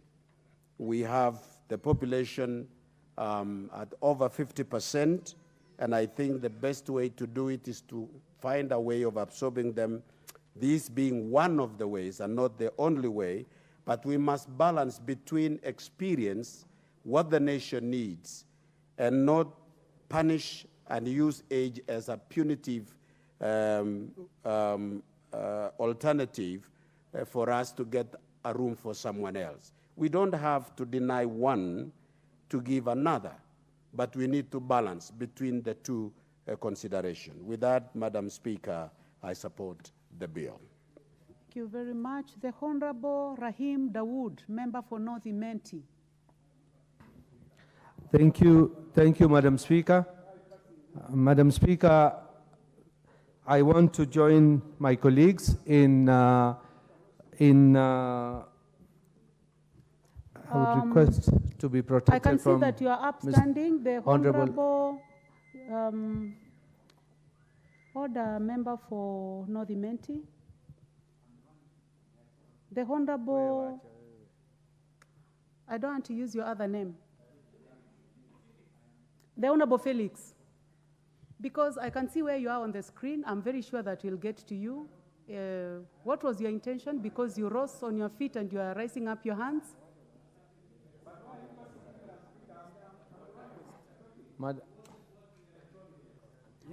I'm just sticking on the screen. Honorable members, we have very clear instructions. If you do not have a card, I am not going to allow you. Those are the instructions from the Speaker. For the rest, I'll follow the queue. Madam So Speaker, now they're it is taking time for the Honorable Rahim Dawood, member for Imenti. Madam Speaker, thank you for giving me this opportunity. Madam Speaker, I want to join my colleagues in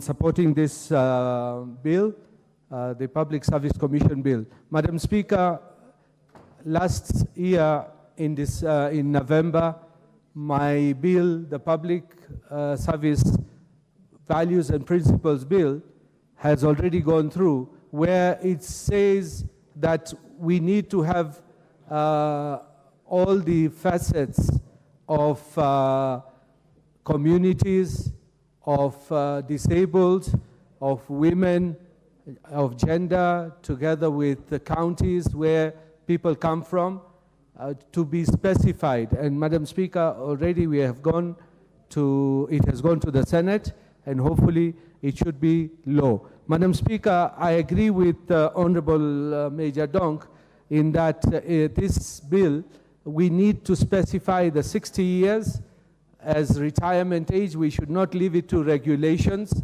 because if we leave it to regulations, people will stay.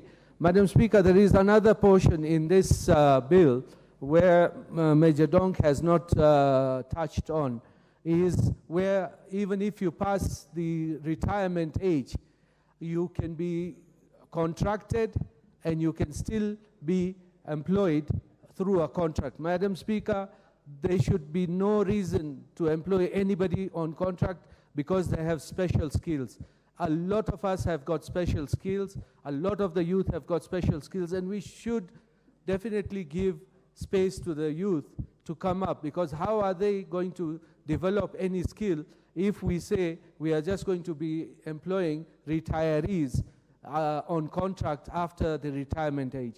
Madam Speaker, on the acting capacity, Madam Speaker, I know one of the directors, I will not mention, he was there for 6 years in an acting capacity, always in an acting capacity. Madam Speaker, I agree that they should be there only for a maximum of 6 months, and after that, Major Donk has suggested that they do not get paid. Madam Speaker, I want to put a further amendment to that and say that if after 6 months the Public Service Commission cannot recruit any other person, then that person should be confirmed to that position so that at least they understand the gravity of the matter, because having somebody in a position 6 months, even again, it is against the labor laws, because you cannot employ somebody on a casual basis for more than 6 months. You have to make them permanent after 6 months. So, Madam Speaker, we need even to put a rider there that after the 6 months, if Public Service Commission has not recruited, then that person will be confirmed to that position and no longer in acting position. Madam Speaker, regarding the 60 years, it is a bit debatable, but I believe that it is the right way to go so that we get people in the younger generation below 60 from 40 or 30 getting into management positions. Madam Speaker, my bill, the Public Service Values and Amendments, Principles and Values Bill, it talked about giving fair chance to the disabled. Madam Speaker, as we are talking right now, the public service, and I thank my colleagues, Honorable Tim and Honorable Bishop Gosge, it is less than 5%, which is specified in law, that 5% should be the minimum of 5% of PWDs should be employed in the public service. Madam Speaker, as we are talking, it is much, much below. The same case with women, Madam Speaker. And if we go to talk about the communities who are employed, Madam Speaker, it talks about the Public Service Commission to make a report every year on how they have satisfied the values and principles of public service. But Madam Speaker, unfortunately, when the data is released, we see disproportionate representation of some of the communities who are in public service. Madam Speaker, some communities, I mean, if we have got 43 tribes or 44 at the last count, some are not even represented, even one, forget 1%, even one is not represented in the public service. Madam Speaker, we need to get to the bottom of this, and we need to tell the Public Service Commission to up its game, and if they cannot perform, Madam Speaker, we need to change it. With those few remarks, Madam Speaker, I support this bill with a few amendments. Thank you, Madam Speaker. Thank you very much. The Honorable Atandi, member for Alego Usonga. Thank you very much, Madam Speaker. Madam Speaker, I would have opposed this bill if it was not for the fact that it is here because of my colleague and friend, the Honorable Major Donk. Madam Speaker, retirement age, ideally, is not something which should be fixed in law. It is something which should only exist in the policy documents of government, so that every government that comes into place, they can easily tamper with the retirement age of its population. I say this, Madam Speaker, because I believe that retirement age should be determined by some factors, which I'm going to cite. One of the factors which should be used to determine retirement age is a demographic trend of a country. For example, Madam Speaker, in our country right now, we have a more youthful population. About 70% of our population are youth. About between 20 to 15% constitute the seniors, the people I call the seniors. So if you have a trend like what we have now, then retirement age should actually be lowered so that we address the needs of the demographic population of our country. So if you ask me about retirement age today, I would say it should be brought down to 55 or 50, because the people we need to take care of are more in the lower bracket than in the higher bracket.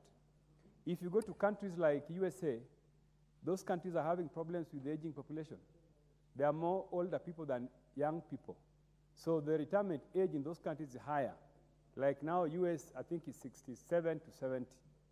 So that's why I mean, Madam Speaker, that it cannot be set in law. So if we pass a law fixing retirement age to 60, and next year or the years after, there are more older people, we need to increase that age to 70.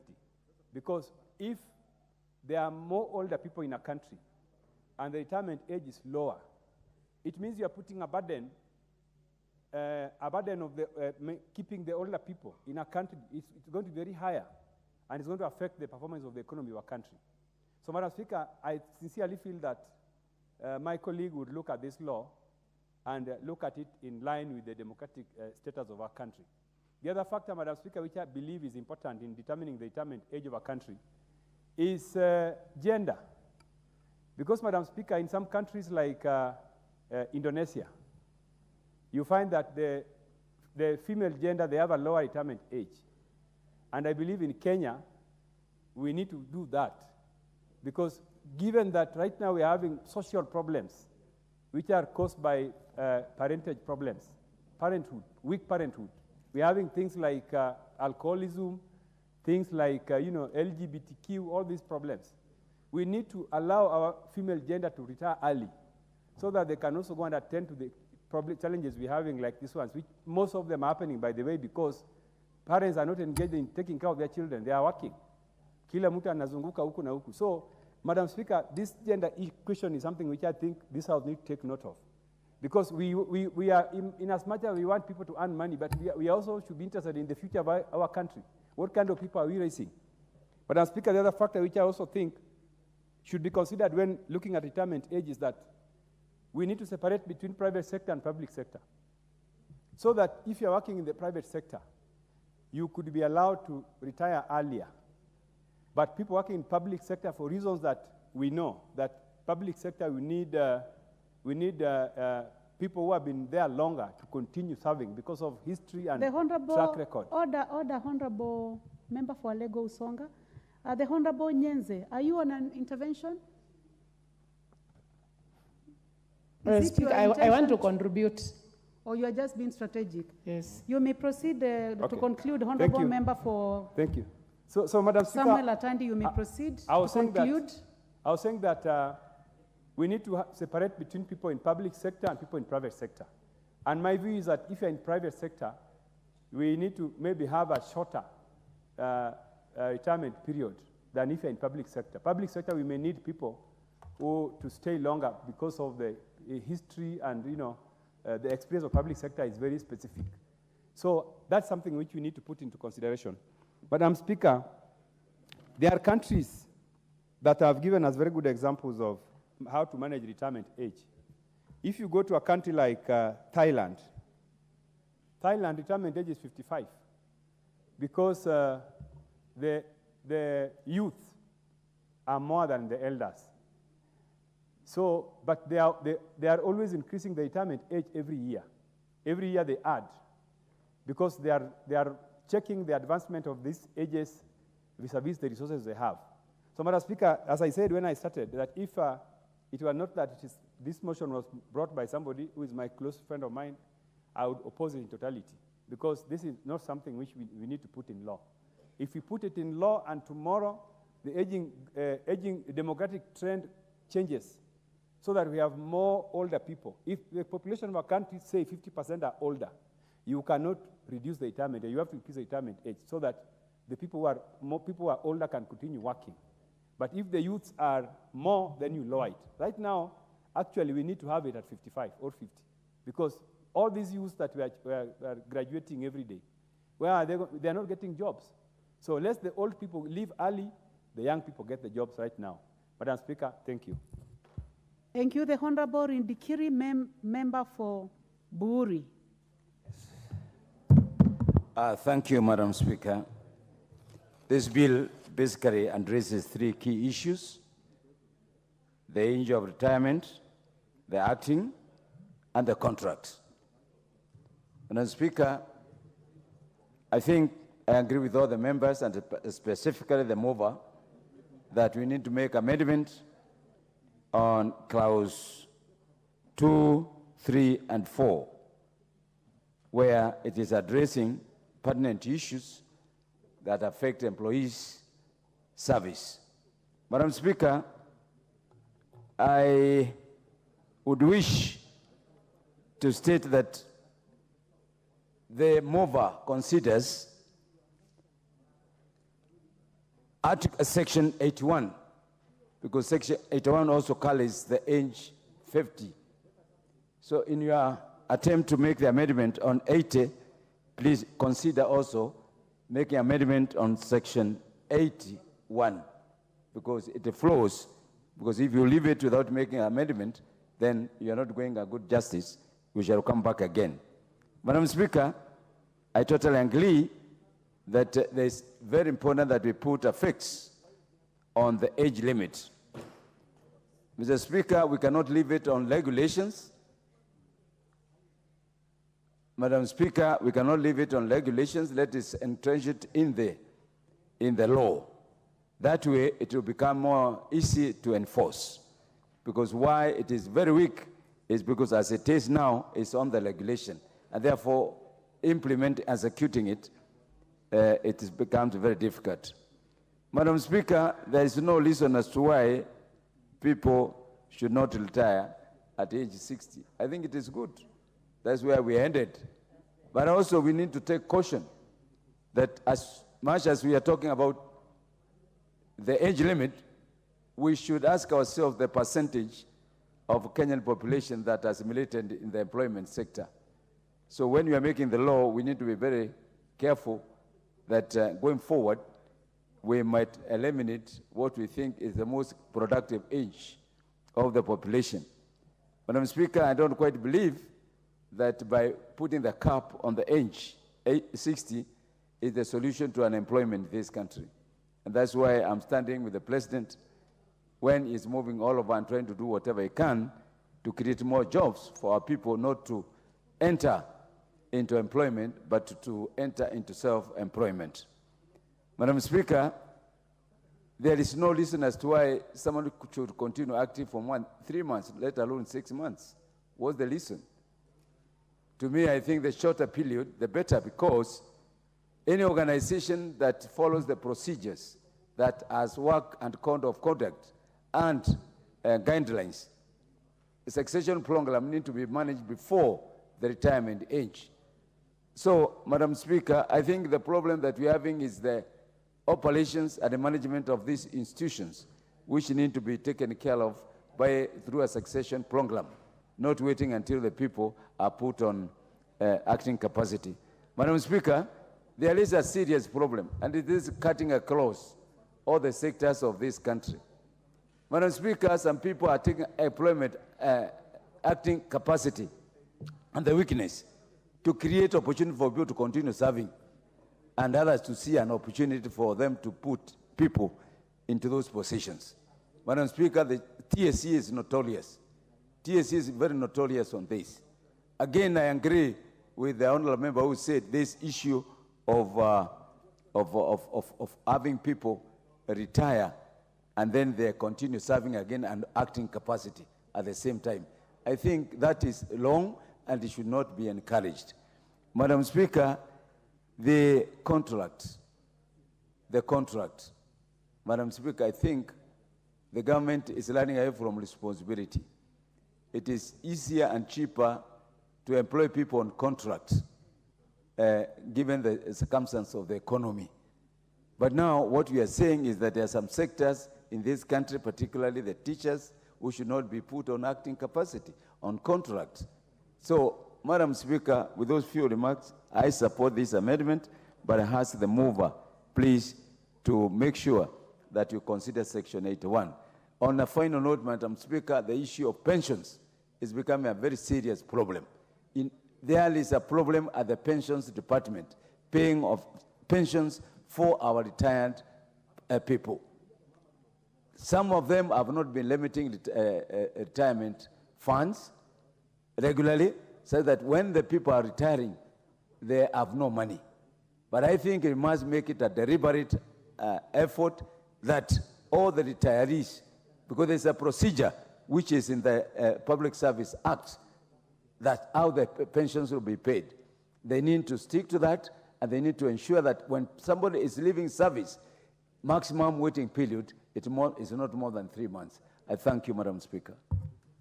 Thank you. The Honorable Edith Nyenze, member for Kitui West. Thank you, Madam Speaker, for giving me this opportunity to say that I support this amendment with of the Pension Service Commission. And from the onset, I will say with amendments. And one of the things which I want to talk about is the acting capacity for the employees, which is taking too long. And the committee did a good service to this act by saying that it should be reduced to 12 months, but still 12 months is quite a long period, because all along the employer knew that this person who is maybe the end of the department will retire at this particular time. So they should not be given too much time to act, because all along they had known that the person is going to retire. So there should be proper planning, a proper succession planning of the organization to know who is going to take over after this person retires.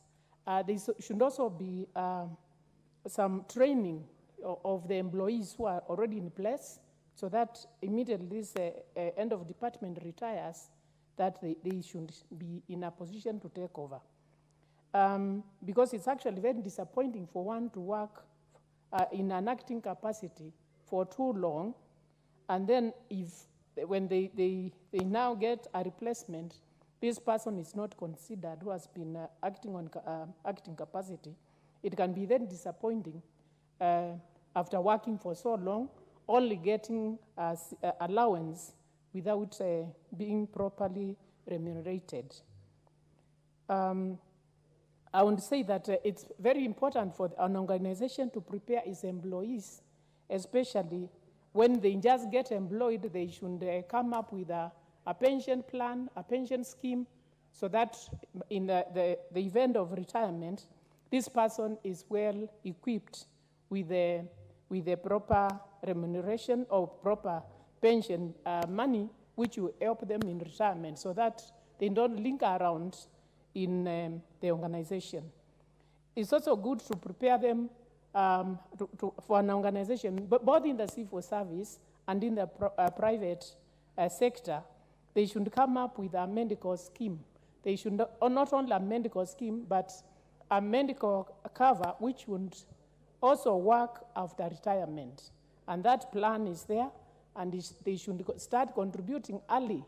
When they people get employed, they contribute towards their medical cover after retirement. They also contribute towards their pension after retirement. And this would ensure that once they retire, then there will be no fear of going out for retirement. The pensionable age of 60 years and 65 years for people with disability, this one I support, because it's better to put it in the Act instead of in just being in the regulations, because this one can be be changed anytime. So I support that. Then the other thing, Madam Speaker, which I want to talk about is that employees, that is after retirement, people should be paid immediately. There are some, especially teachers, who are after retiring, they take too long to be paid. The government should ensure that the pension money is paid at the right time. Then, Madam Speaker, I would also comment on the rate of unemployment in our country. It's quite high, and it's also very disappointing to see, especially teachers who stay for too long before being employed. You see a teacher who is almost attaining 45 years, 50 years, and has not been employed by the Teachers Service Commission. And Madam Speaker, we also agree with me that there is a lot of imbalance in our country, especially when it comes to employment of teachers. You find some regions where teachers have been employed who have just left college. Others leave college and they take too long to be employed. So there should be some balance.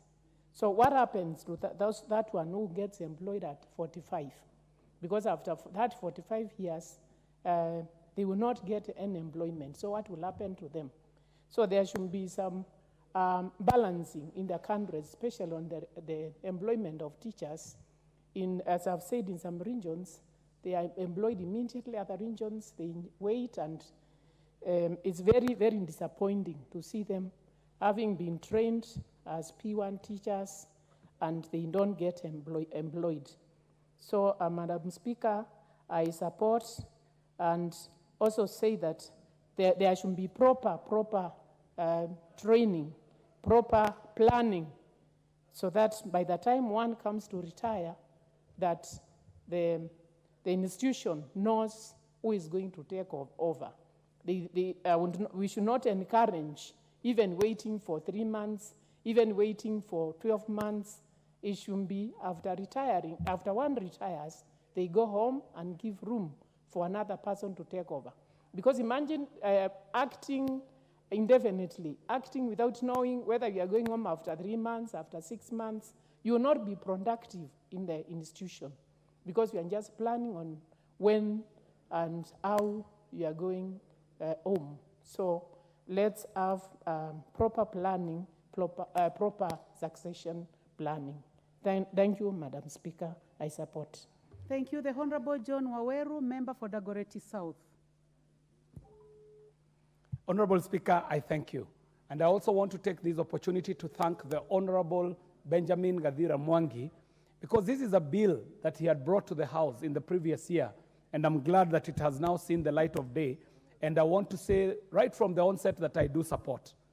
Madam Speaker, one of the points that is being made against the argument that the Honorable Member for Embakasi Central is making is that there are people who are saying that there is reason for extension of time for an individual who has special skills. Madam Speaker, we ought to ask ourselves, if an individual has been employed in the public service at the age of 20-something or 30-something, it means that this individual will have worked for not less than 30 years before they are due for retire. An entire institution cannot be unable to prepare a successor for such an individual. And so, Madam Speaker, there is no argument that can be made that there is one individual who ought to be retained because they've got special skills. So on that point, Madam Speaker, I want to not only support this amendment, but also say here that when it comes to the third reading, I shall be seeking to re-amend the provision so that the age of retirement is reduced to around 55 years, Madam Speaker. Madam Speaker, this is a country that has a median age of 19. Today, this is an extremely young country. It means, Madam Speaker, that with every year, when we are graduating in excess of 500,000 individuals from Form 4, and in excess of 150,000 graduates every year, Madam Speaker, it means that there are very few spaces available for absorption into the public service and a huge number of supply for people who can work. But Madam Speaker, we also have to think about it in the flip side. Look at institutions that have retained old staff. Madam Speaker, if you look at what was previously the Kenya Post and Telecommunication Corporation, if you look at Kenya Broadcasting Corporation, if you look at Kenya Railways, they are retaining what you would call redundant staff. Why, Madam Speaker? Because we are moving into a new age. We are moving into a new world. We are talking of new technologies. There is an aging population in the public service that is not fit for purpose for a time such as this. It is a time when we need to be onboarding new knowledge, new technologies, new approaches. But even when we talk about representation, if it is such a young country where 75% of this country's population is under the age of 35, then it is only representative that even the public service ought to be reflecting such age demographics. Madam Speaker, the second matter that this amendment seeks to cure is the mischief of the misuse of the position of an acting staffer. Madam Speaker, it is condoning mediocrity to say that we have institutions in the public service that cannot prepare for succession for less than 6 months. Madam Speaker, what is the business of an individual acting in a position for 6 months if this individual cannot be confirmed into that position? It means then every judgment is pointing to the inability of that individual to perform the duty. Then why do we have to retain them for 6 months or for 12 months if they are unable? Madam Speaker, we should be looking at building institutions, not individuals. Any individual is replaceable in any entity, in any institution, in any position. Madam Speaker, we cannot be retaining certain positions for individuals. That would mean that our institutions are so weak that they cannot stand in the absence of a certain individual. Madam Speaker, there is a point to be made about the social fabric of this country. We are bemoaning a situation of a drunken population, misuse of drugs, the abuse of alcohol. We are talking about social ills like we are seeing the femicide matter that we were prosecuting here on Valentine's Day. How does it connect to this topic, Madam Speaker? It connects in this way, that in the African tradition, there was a very good demarcation of the work that should be done by each age set. If I look at my culture, there was a place for the njama. There was a place for the kiama. There was a place for the warrior. This warrior position, which is what we call the working population today, was a preserve of an individual at their prime. At your prime, you are able to work, defend the community. You have the energy and the agency and wherewithal to work hard at that age of being a warrior. Then you graduate to the decision-making body, the lower house, which is the njama. When you perform very well in the jama, then you can be accommodated into the kiama. The kiama stands at the prime, at the top. This is the advisory role. You have already retired from active duty. You have already retired from superintending, and now you are at the level of oversighting and offering wisdom. But what happens today, Madam Speaker? Today, we have individuals who spend their entire life working in one institution. At the age of 70, they are still holding to that position. These individuals, Madam Speaker, will never get the opportunity to spend time with their children, to spend time with their wives, and to spend time with their grandchildren. So what happens? It is that there is nobody today at home to advise the young people on what they should do with their life, because people are being held in positions beyond their well-working years to an extent that now the fabric of the society is disintegrating. Madam Speaker, the point I am making is that an individual can give their best years to public service up to the age of 55, after which they can get time to retire back at home and give the knowledge and wisdom that they have accrued to the next generation. And Madam Speaker, in that way, we shall be able to start facing head-on the problems that we are having, the problem of drug addiction, the problem of alcohol abuse, the problem of negative masculinity. These young boys do not have people to mentor them because their parents and their grandparents are stuck in offices all the way up to the age of 65 and beyond.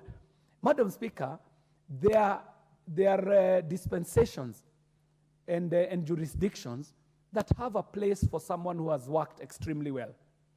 Look at the individual or the personality of the member of parliament for Kamukunji. If we were in such dispensations, what normally happens, and I'll give an example of the UK, if you have served with distinction, and it is notable that you have a special skill that must be retained for the service of the country, they have an automatic admission to the House of Lords. What is our equivalent of the Senate?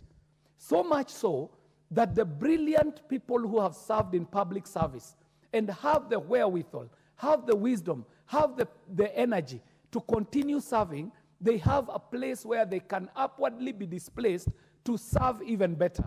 Madam Speaker, the point I'm making here is that it is time we relook at our constitution and look at how the bicameral house has served us for the last 10, 11 years and see if there is a way we can make our Senate to be a bit more esteemed, a bit more useful to our country by having positions where we can admit exemplary individuals who have served in public service, who we think have something that we can retain beyond the years that are given for public service. And to my mind, the place where we could be admitting these people, if we were to amend our constitution, would be our Senate. And that way, we would be moving it to be the ultimate upper house. Because as we speak today, the Senate is even struggling to find its footing in the pecking order because the power of the purse is in this house, the power of budget is in this house, to an extent that at times the Senate is found to be having no business to do, and they have to look for business from the parliament to go and prosecute it in Senate. Madam Speaker, I was standing to support the efforts of the honorable member for Embakasi Central and say that this is timely, and in due course, I shall be making amendments so that we can remedy and cure the mischief that these amendments seeks to cure. Thank you very much, Madam Speaker, for the opportunity. Thank you. The Honorable David Mboni, member for Kitui Rural.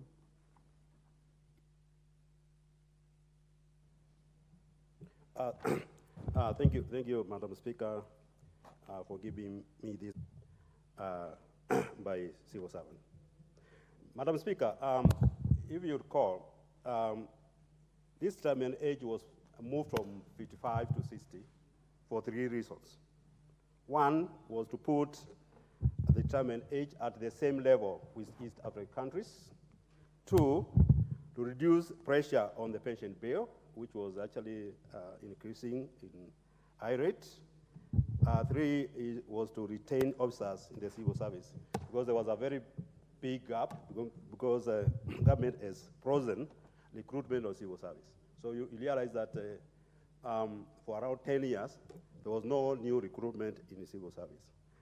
But one who asks himself or herself, after increasing the retirement age to 60 from 55, did we resolve those issues? Because the pension bill still remains very high. After retirement, people are not getting their retirement benefits immediately. Actually, if you go to rural areas, as members of parliament, we are always having people coming to ourselves, asking us to intervene so that they can get their pensions. And of course, increasing the rates, the age from 55 to 60, that increment of 5 years, you can see the people who are supposed to retire, the number should have been replaced by the younger people. So actually, to me, to some extent, it increased the unemployment rate. I'm a former civil servant, and I've witnessed people who acted for more than 5 years. After retirement, they act for more than 5 years. So this bill, I think I should actually bring an amendment so that if somebody has to act, let this person act for 1 year or 2 years maximum. Because there is nobody who has monopoly of knowledge, who has monopoly of experience. During that person's work, there must be and advise somebody else who can learn from him to take over after it retires. The acting at age of at 6 months, to me, this is a very short time because I've seen people acted like the CEO CDF has acted for more than 7 years. I even have a relative who have acted for more than 1 year in the civil service. But I think the proposal should be 12 months, and after 12 months, this person should be confirmed on permanent basis for the job. I've seen people who have acted even for 2 years, 3 years, and at the end of the day, they don't get the job. Somebody else from somewhere, from private sector, is brought to that position, and that person will be trained by the person who has been acting. Madam Speaker, I think it's high time civil servants should be promoted to those positions. Instead of getting people from private sector who don't even understand how public sector system operates, this should be confirmed. The issue of they should not be paid after 6 months, I think that's not the fault of the acting officer.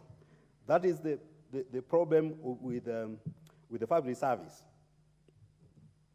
Madam Speaker, the issue of unemployment rate in this country is stand around 5.5, and I think that this is very low. To me, it should be over 10%, and it's one of the highest in the region, if not in the country. And the reasons, this high unemployment rate, most of private sector companies have taken advantage of this. You go to companies, most of the people are on temporary basis, are casuals. You let somebody has been a casual for 10 years, 5 years, because the supply for labor is more. So you don't even need to employ them at permanent level basis. The issue on employment, I think, should be a national conversation. We should have actually a national conversation.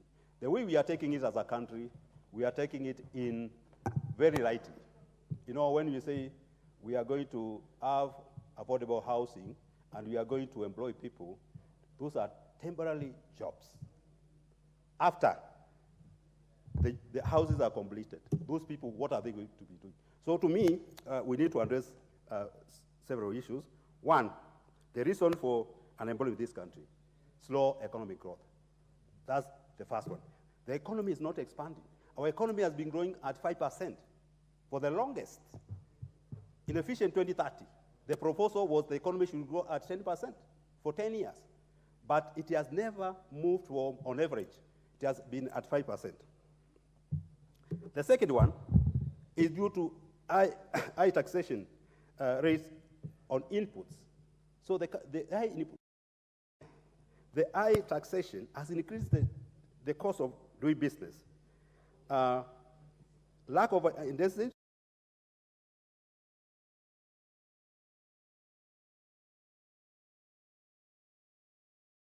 skill mismatch, and lack of information at labor market. So these are the issues which we need to address so that at least people can get jobs. Madam Speaker, I was looking at foreign direct investment reports, and I've realized that 2021 to 2023, Kenya received the lowest foreign direct investment.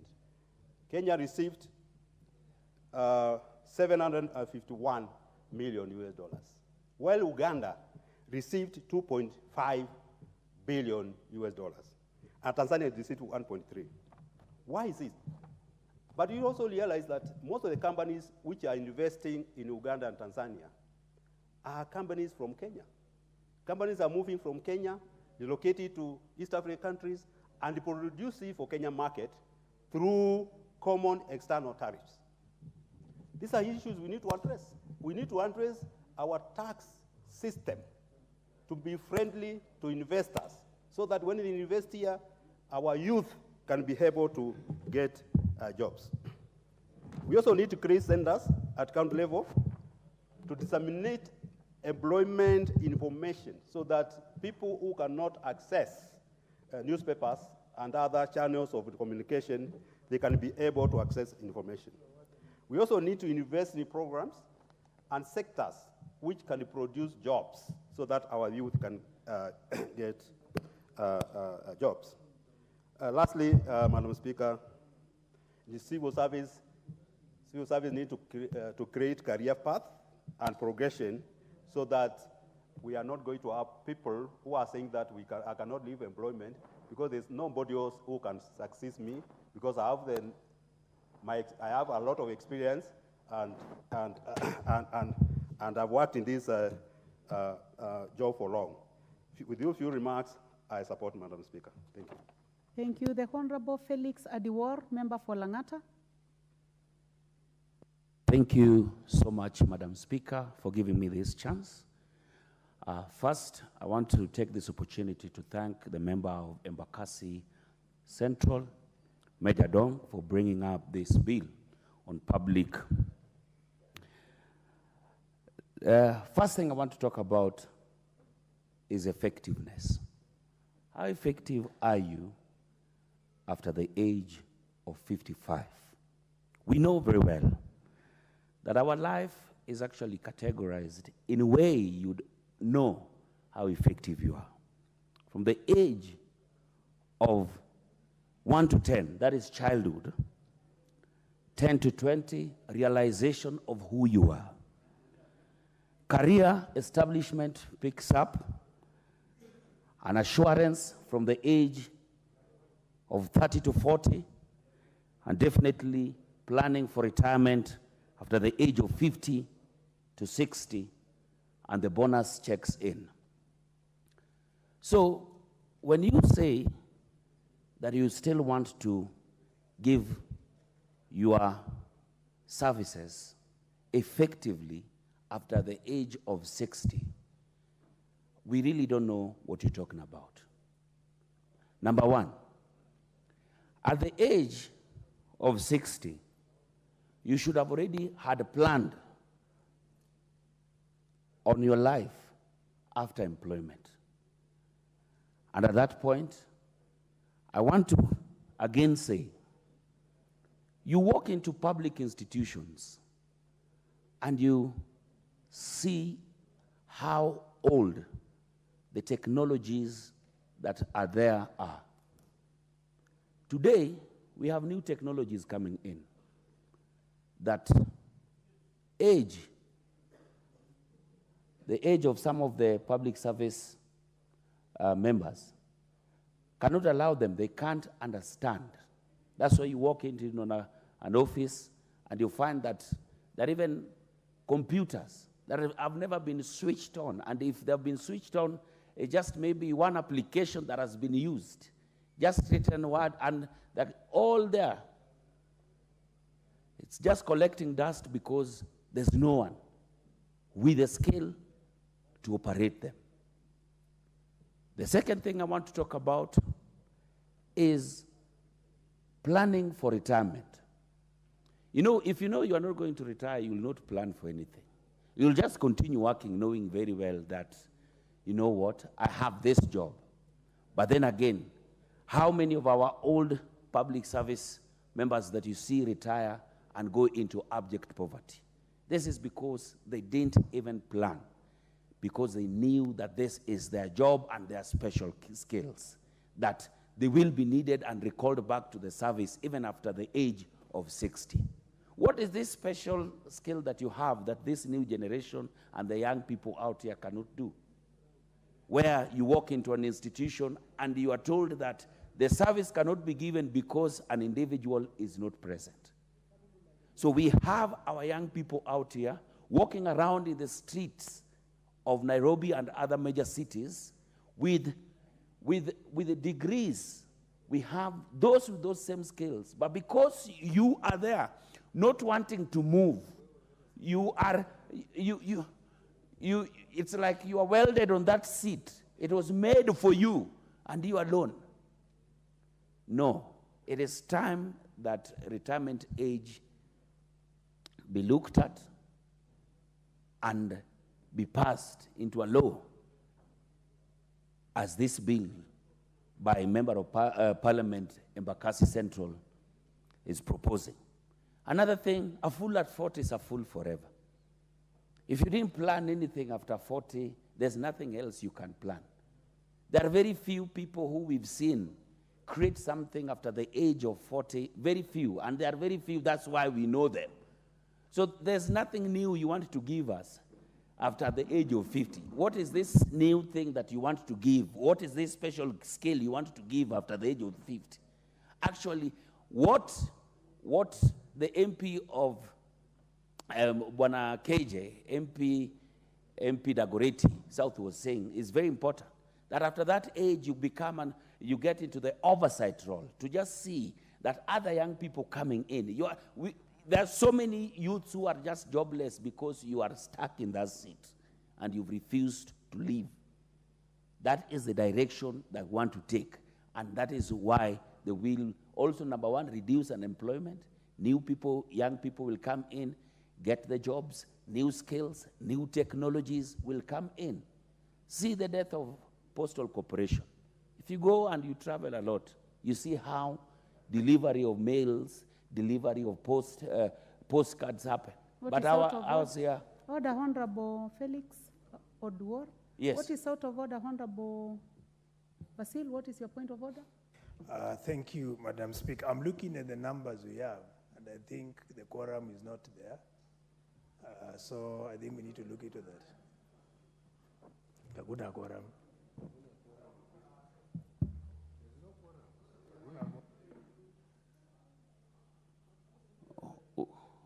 Wewe umetumwa na nani? Why would you raise that point of order when I'm already on the floor? I'm already on the floor. Madam Speaker, protect me.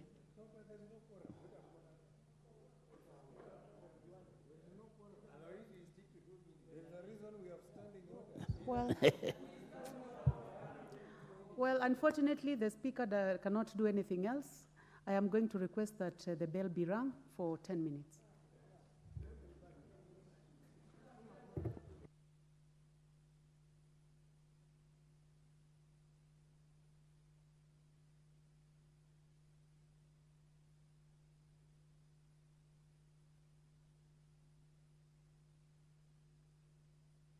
Honorable members, you are not allowed to leave the chamber when the quorum bell is being rung.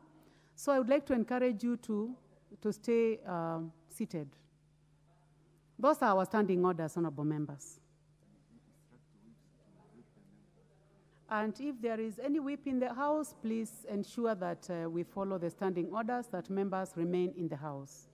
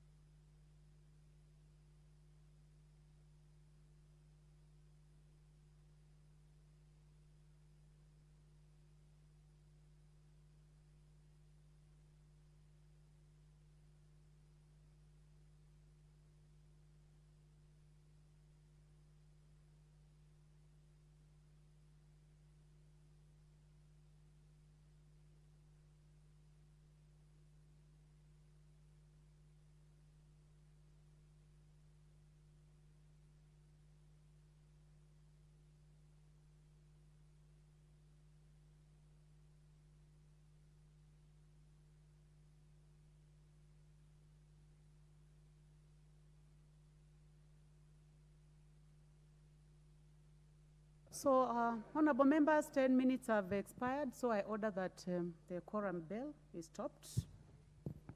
Honorable members, the Honorable Basil raised standing order number 35 concerning quorum, and we are not able to correct.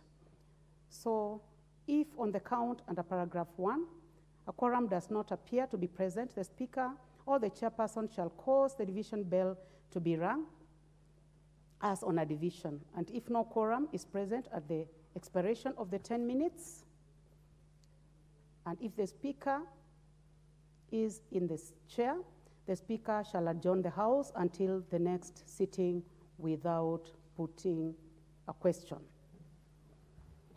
So, honorable members, you may arise. Honorable members, and the time being 12:53, this House stands adjourned until today afternoon, Wednesday, the 21st day of February 2024 at 2:30 p.m. Honorable members, the Honorable Felix Adiwar will have a balance of 6 minutes. He has spoken for 4 minutes.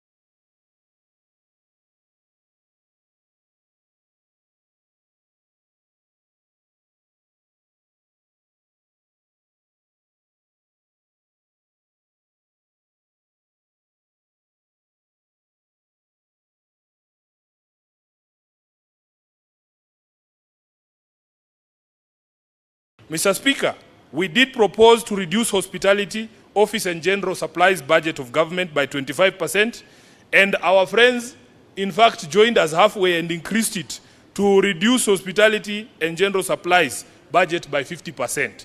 Mr. Speaker, this you will find than 4 hours, of not more than 4 hours, should travel economy. But unfortunately, Mr. Speaker, on this one, and we have said it publicly, we want that it was prior to the last election, we would have some reprieve. Unfortunately, Mr. Speaker, we were not able to convince our colleagues on this. We did propose to reduce road maintenance levy from Kenya shillings 18 per litre to 13 per litre. This one, at least we achieved concurrence, and we thank our brothers on the other side for seeing the point, and that one you can see at paragraph 830 of the report. Mr. Speaker, we also proposed to reduce the petroleum development levy by 50% from the current 5 shillings and 40 cents per litre to 2 shillings and 70 cents per litre, but we were not able to convince our brothers and sisters. We also proposed to reduce the anti-adulteration fuel levy from 18 shillings per litre to 7 shillings per litre. All these proposals were being made by Azimio with the knowledge that a reduction in the cost of fuel, Mr. Speaker, has a bumper effect on reducing the report at 8:30 as well, Mr. Speaker, a reduction in the anti-adulteration levy. We also tried, on behalf of Mwananchi, to push zero rating of taxes on basic food, reverting turnover tax to rates in the now that the non-parliamentary political parties in the PPLC are getting one slot. that the minority or the party forming government is getting 1 slot, and the majority party, the party not forming government, is also getting 1 slot, Mr. Speaker. We have also agonized, Mr. Speaker, on the question of the time period that it takes to determine a presidential election petition. I am happy that we were able to convince our colleagues to extend it from the current 14 days to 21 days, to provide sufficient time for parties to put together their cases and for the court to look through that particular case in detail. Mr. Speaker, there are also some amendments that have been proposed to the Political Parties Act. And as a leader of a political party, as SG of ODM, Mr. Speaker, we have suffered a lot because of a few things that we thought needed tightening, especially on this issue of fidelity to political parties. In fact, I don't think there is any other political party that has faced the sort of onslaught that ODM has faced when it comes to poaching of members and indiscipline within the party, Mr. Speaker. I'm happy that now political parties have been given power to deregister people who want to eat from both sides, and that immediately you are deregistered, Mr. Speaker, you cease being a member of parliament. I would want to urge members here to support these amendments so that we can instill discipline amongst our members and in our political parties. Mr. Speaker, let me conclude. Let me conclude on now I've lost my train of thought because I can hear people talking, Mr. Speaker. So, Mr. Speaker, in general, your time is up, Senator Sifuna. Thank you, Mr. Speaker. I support the report. Senator Mungatana.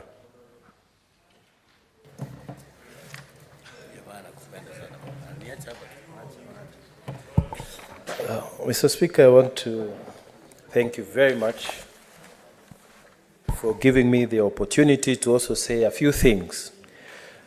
Mr. Speaker, first of all, I want to acknowledge the industry of our colleagues who sat on this report and were able to come up with this document. Mr. Speaker, there are very many good things in this report, and I stand to support it. Mr. Speaker, I'd like to start by looking at the summary of the recommendations that were made and agree that when we do an election, Mr. Speaker, there is a loser and there is a winner. Those who win and form government, Mr. Speaker, they are given the mandate to govern the country. And Mr. Speaker, from where I stand, it is totally incorrect and not called for opposition to come inside government and try to legislate tax measures from the opposition. Mr. Speaker, we can agree on many things, but if you don't like the way the government at the time is running the tax regime, it is a responsibility to educate your people, your supporters, and the Kenyan people so that you are given that opportunity. It is incorrect, Mr. Speaker, to try and run government. How do you say fuel levy should be at this level? How do we say that the taxation of fuel should be at this level? And you are not in government. Mr. Speaker, it is equivalent to telling a governor, you must raise these taxation measures, you must not raise this, and you lost the seat. You ran for the rest and you lost. So, Mr. Speaker, I think let us distinguish clearly what is bipartisan and what is not bipartisan. Let us be very clear that you cannot legislate the cost of living in a document like this. You cannot set up an economic council with members of opposition in a meeting like this. What is the point of order, Mr. Speaker? Oburu Odinga. Mr. Speaker, may my time be protected? Yeah, Mr. Speaker, sir, is it in order for the honorable member who is my friend and whom I respect a lot, Senator Mungatana, to mislead the House? That it is under what standing order, Senator Oburu, are you relying on? Mr. Speaker, he is misleading the House. Yes. Under what standing order? 105. 105, Mr. Speaker. Are you sure it's 105, Senator Buru? Yes. You may be. Mr. Speaker, he is misleading the House that the government is the one which introduces the taxes and sets the tax levels, that those who are in the opposition should wait until they are in government to set taxes. When, Mr. Speaker, it is known that it is Parliament which passes the taxes. It is Parliament which fixes the taxes, not the government. Mr. Speaker, I highly respect... Senator Mngatana, proceed to conclude your remarks, please. Thank you. But I need to, tell the Honorable Senator from Siaya that... in so doing, you Yes. are eating into your time. That's why I told you, Correct, go Mr. straight to your Speaker. remarks. Yeah, but it needs to be understood because the previous speaker, Mr. Speaker, have tried to make it look like the cost of living, we are the ones who are fighting it, and it is not their business, Mr. Speaker. It's not their business. Mr. Speaker, let me... Order, honorable senators. No, order. Mr. Speaker. Senator Onyonka. Senator Onyonka. Senator Speaker. Onyonka. Certainly we are not in some matanga somewhere. There's order. You speak through the chair. Mr. Speaker, You can speak, yes, but please speak through the chair. Let me go on. Mr. Speaker, let me go on. I wanted to raise the issue of IEBC. Mr. Speaker, we in Tana River County have lost a member of County Assembly called Mr. Ndoeni, and we have wanted for the longest time, Mr. Speaker, to have a reconstitution of this IEBC. So, Mr. Speaker, I highly support it. Mr. Speaker, on the question of the extension of presidential, determination of presidential disputes after the election, Mr. Speaker, I was in Sierra Leone as an observer for the African Union. And Mr. Speaker, there are two types of regimes. There are those regimes like in most West African countries where immediately the president wins, they announce him, and then after that, any petitions and court processes follow. But there are those regimes, like in Kenya, when the president wins, he does not assume office until litigation and issues that are raised are determined. In our case, Mr. Speaker, the 14 days, I want to agree with them, with this report, Mr. Speaker, that we needed to have at least 21 days so that we can finish all other processes in court. Mr. Speaker, there is a proposal here that says we should separate the elections of counties away from the national elections. Mr. Speaker, I was in Tanzania about 2 weeks ago. And Mr. Speaker, they are expecting their county elections this year. And all those electioneering processes within the counties, or what they call municipalities in their place, are happening this year, Mr. Speaker. And next year is when they are going to have the National Assembly and the presidential elections. I think this is a good proposal so that we can be clear that there are actually two levels of government. Those of us who are looking after the interest of the counties and those of us who are looking after the interest of the national government, there can be a clear demarcation of which elections are taking place and who are the people who are on that ballot. Mr. Speaker, I support that recommendations very much. Mr. Speaker, there is a recommendation on the impeachment of governors. And Mr. Speaker, if you look at this report, not much has been said, and a lot has been said on other issues, but a lot has been left in terms of what we need to do when governors misbehave. In fact, the recommendation is that the committee recommends that Parliament should fast-track enactment of a legislation to give a comprehensive guide to the impeachment process. Mr. Speaker, I wish the report had gone further. Mr. Speaker, the Senate the Senate Public Accounts Committee needed to be given powers, Mr. Speaker. And administrative and security agents needed to be given power, Mr. Speaker. That governors who have misappropriated funds, even when we find them guilty, it takes forever, Mr. Speaker, for any action to be taken against them. Mr. Speaker, we should have given powers to the committees to order, at least on the spot, that the governor should go and write a statement about missing billions. Mr. Speaker, these people come before us, they give explanations, we give them time, they go back, they come back, they go back, they come back. Investigative authorities are not giving priorities, Mr. Speaker. In fact, when issues are happening in the counties, Mr. Speaker, you will see that it is just the small fish who are given that authority, Mr. Speaker, who are given punishment.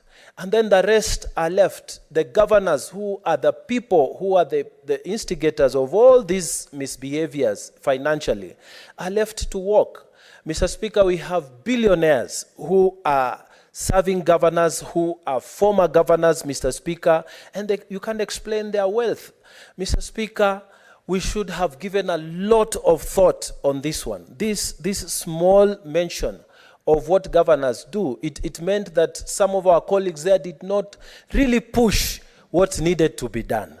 Mr. Speaker, we have seen governors now, even when we started just to do administratively oversight work in our counties, they have come up all in arms. When Mungatana is here passing legislation for Tana River County, they are clapping and they are enjoying and they are saying you are doing a good job.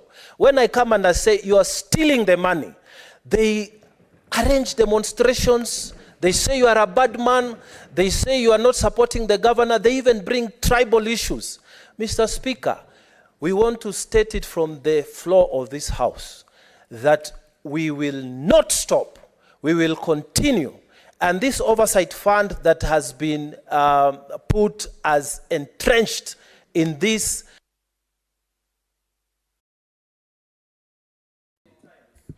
Your time is up. Once your microphone goes off, it signifies. No, that is not the mode we are using. When it's read, it means exactly that. It's done. Senator Mazayo.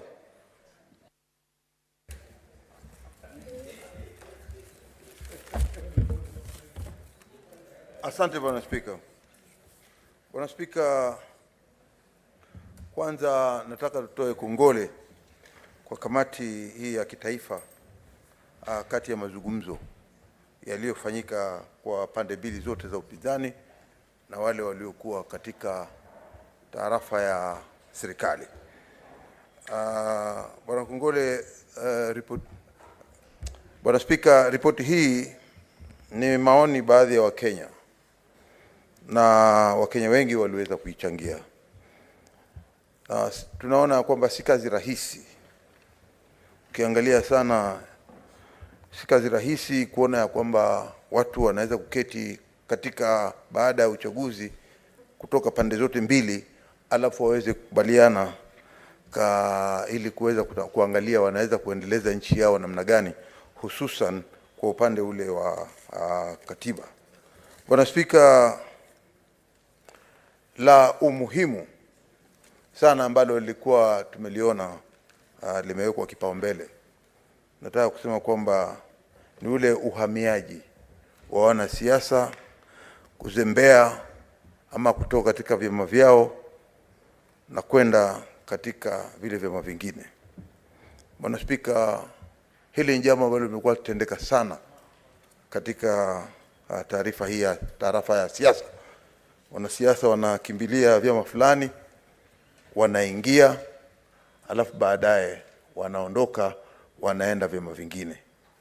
Bwana Spika, hii mazungumzo haya na makubaliano haya ni ya muhimu sana, na kwamba ni vyema kwamba tulikubaliana ama Wakenya waliweza kukubaliana kwamba hii iwe mojawapo ya zile sheria ambazo ukihama tu kile chama ambacho kilikuchagua, basi wewe utapoteza kiti chako cha wale wananchi waliokuchagulia na kukupeleka kule bunge.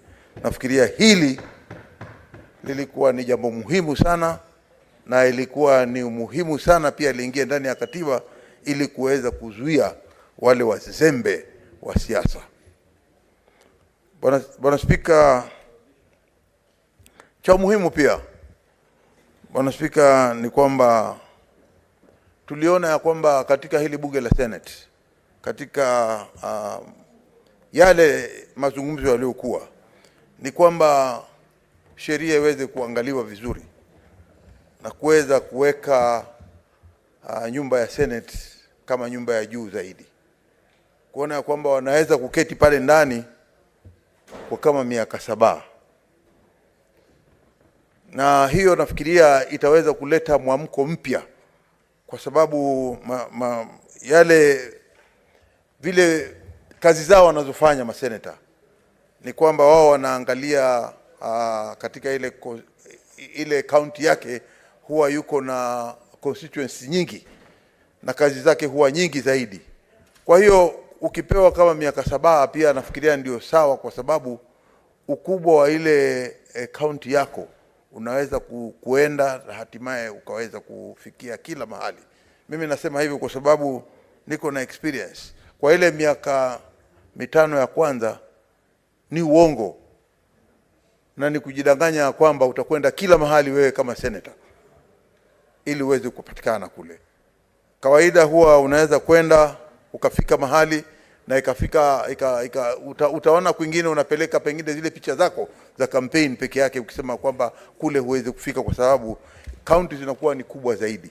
Kwa hiyo nafikiria wakipewa hii miaka 7, alafu pengine unaweza tena ukaruhusiwa tena kwamba unaweza kurudi tena ukasimama tena, nafikiria itakuwa ni jambo zuri, kwa sababu ya zile kazi wanazofanya ziko na tofauti kulinganisha na wale ambao wanachaguliwa kama wawakilishi wa kitaifa na mawakilishi wa county.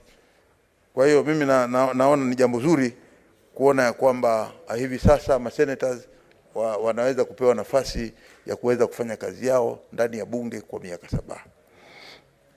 La mwisho, Bwana Spika, tunaona kwamba pia vile vile katika mazungumzo haya yaliweza kuibua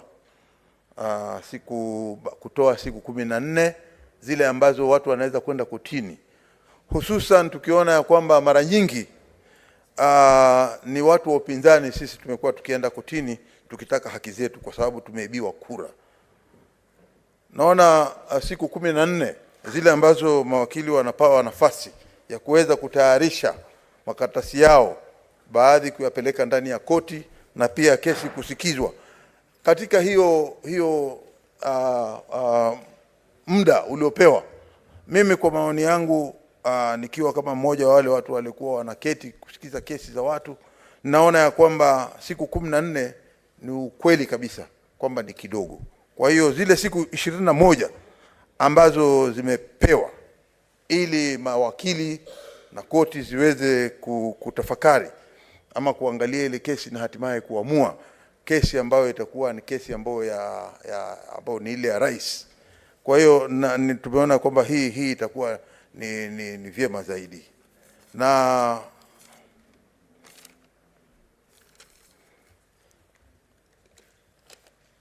la mwisho kabisa, Bwana Spika, nataka pia kuwapatia kongole zaidi kwa ule muda na wakati ambao wale ambao tulikuwa tumepatia nafasi hii. Ilikuwa si kazi rahisi. Waliweza kusaidia hii nchi, waliweza kutuokoa sisi katika vile vita ambavyo vilikuwa vinaweza kutokea ama vilitokea, na baadhi ya hapo tukapata amani. Kwa hiyo kuja na taarifa kama hii katika kamati hii iliyoketi katika mazungumzo, kwa hiyo nataka kuwapatia kongole zaidi sana. Na Mwenyezi Mungu tunajua anaweza kupeleka hii nchi yetu mbele kisawasawa na amani. Asante Bwana Spika. Senator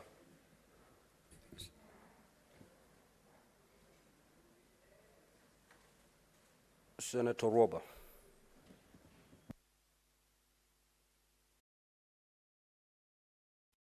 Thank you, Mr. Speaker.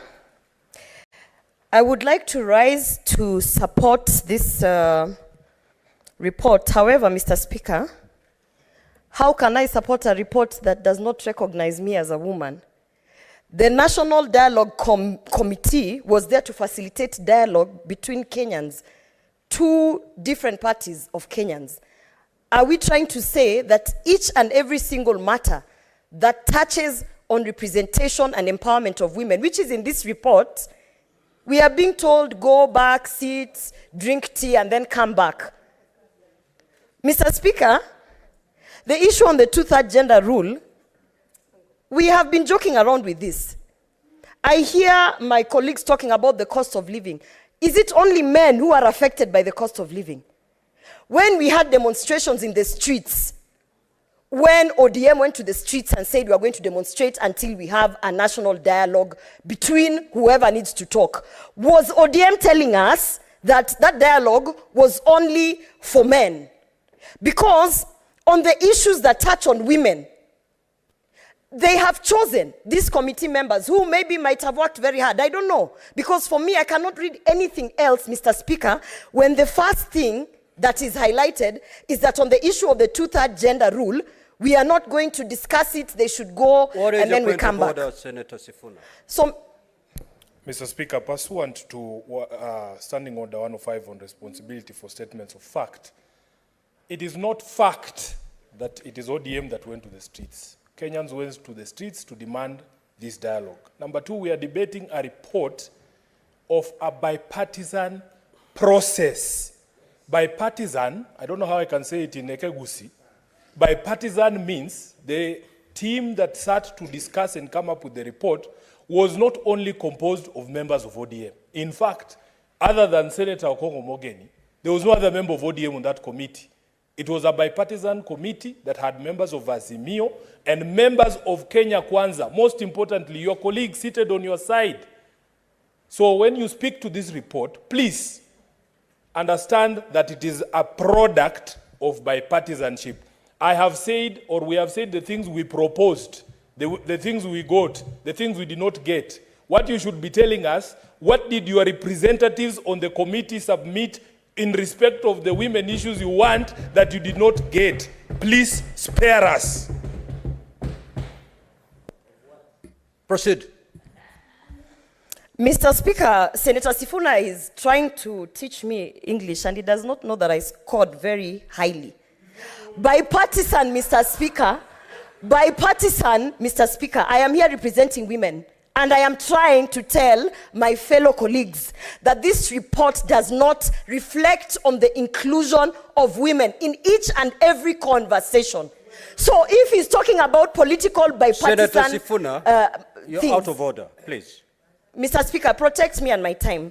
If he wants to talk about political bipartisan things, we are standing here representing women. How can I endorse a report, Mr. Speaker, that clearly outlines whether by both ODM or Kenya Kwanza? We are debating on the report, Mr. Speaker. I am giving my views on the report and whether I would like to support it or not. And I am saying that I do not support this report because I cannot ignore the fact that on all the matters that women of Kenya, the same women who went out to the streets, those Kenyan women went out and said they want to be represented. Mr. Speaker, we are being told in this report that, okay, go and sit for an extra 6 months, and then you will come back, and maybe at that point, we will include the legislative proposals, which, by the way, Mr. Speaker, because I have read that report, they already have the answers on how to implement the two-third gender rule. As a matter of fact, in this report, they have pointed out that there is option A, where we can do ABCD, and there is option B, where we can do ABCD. However,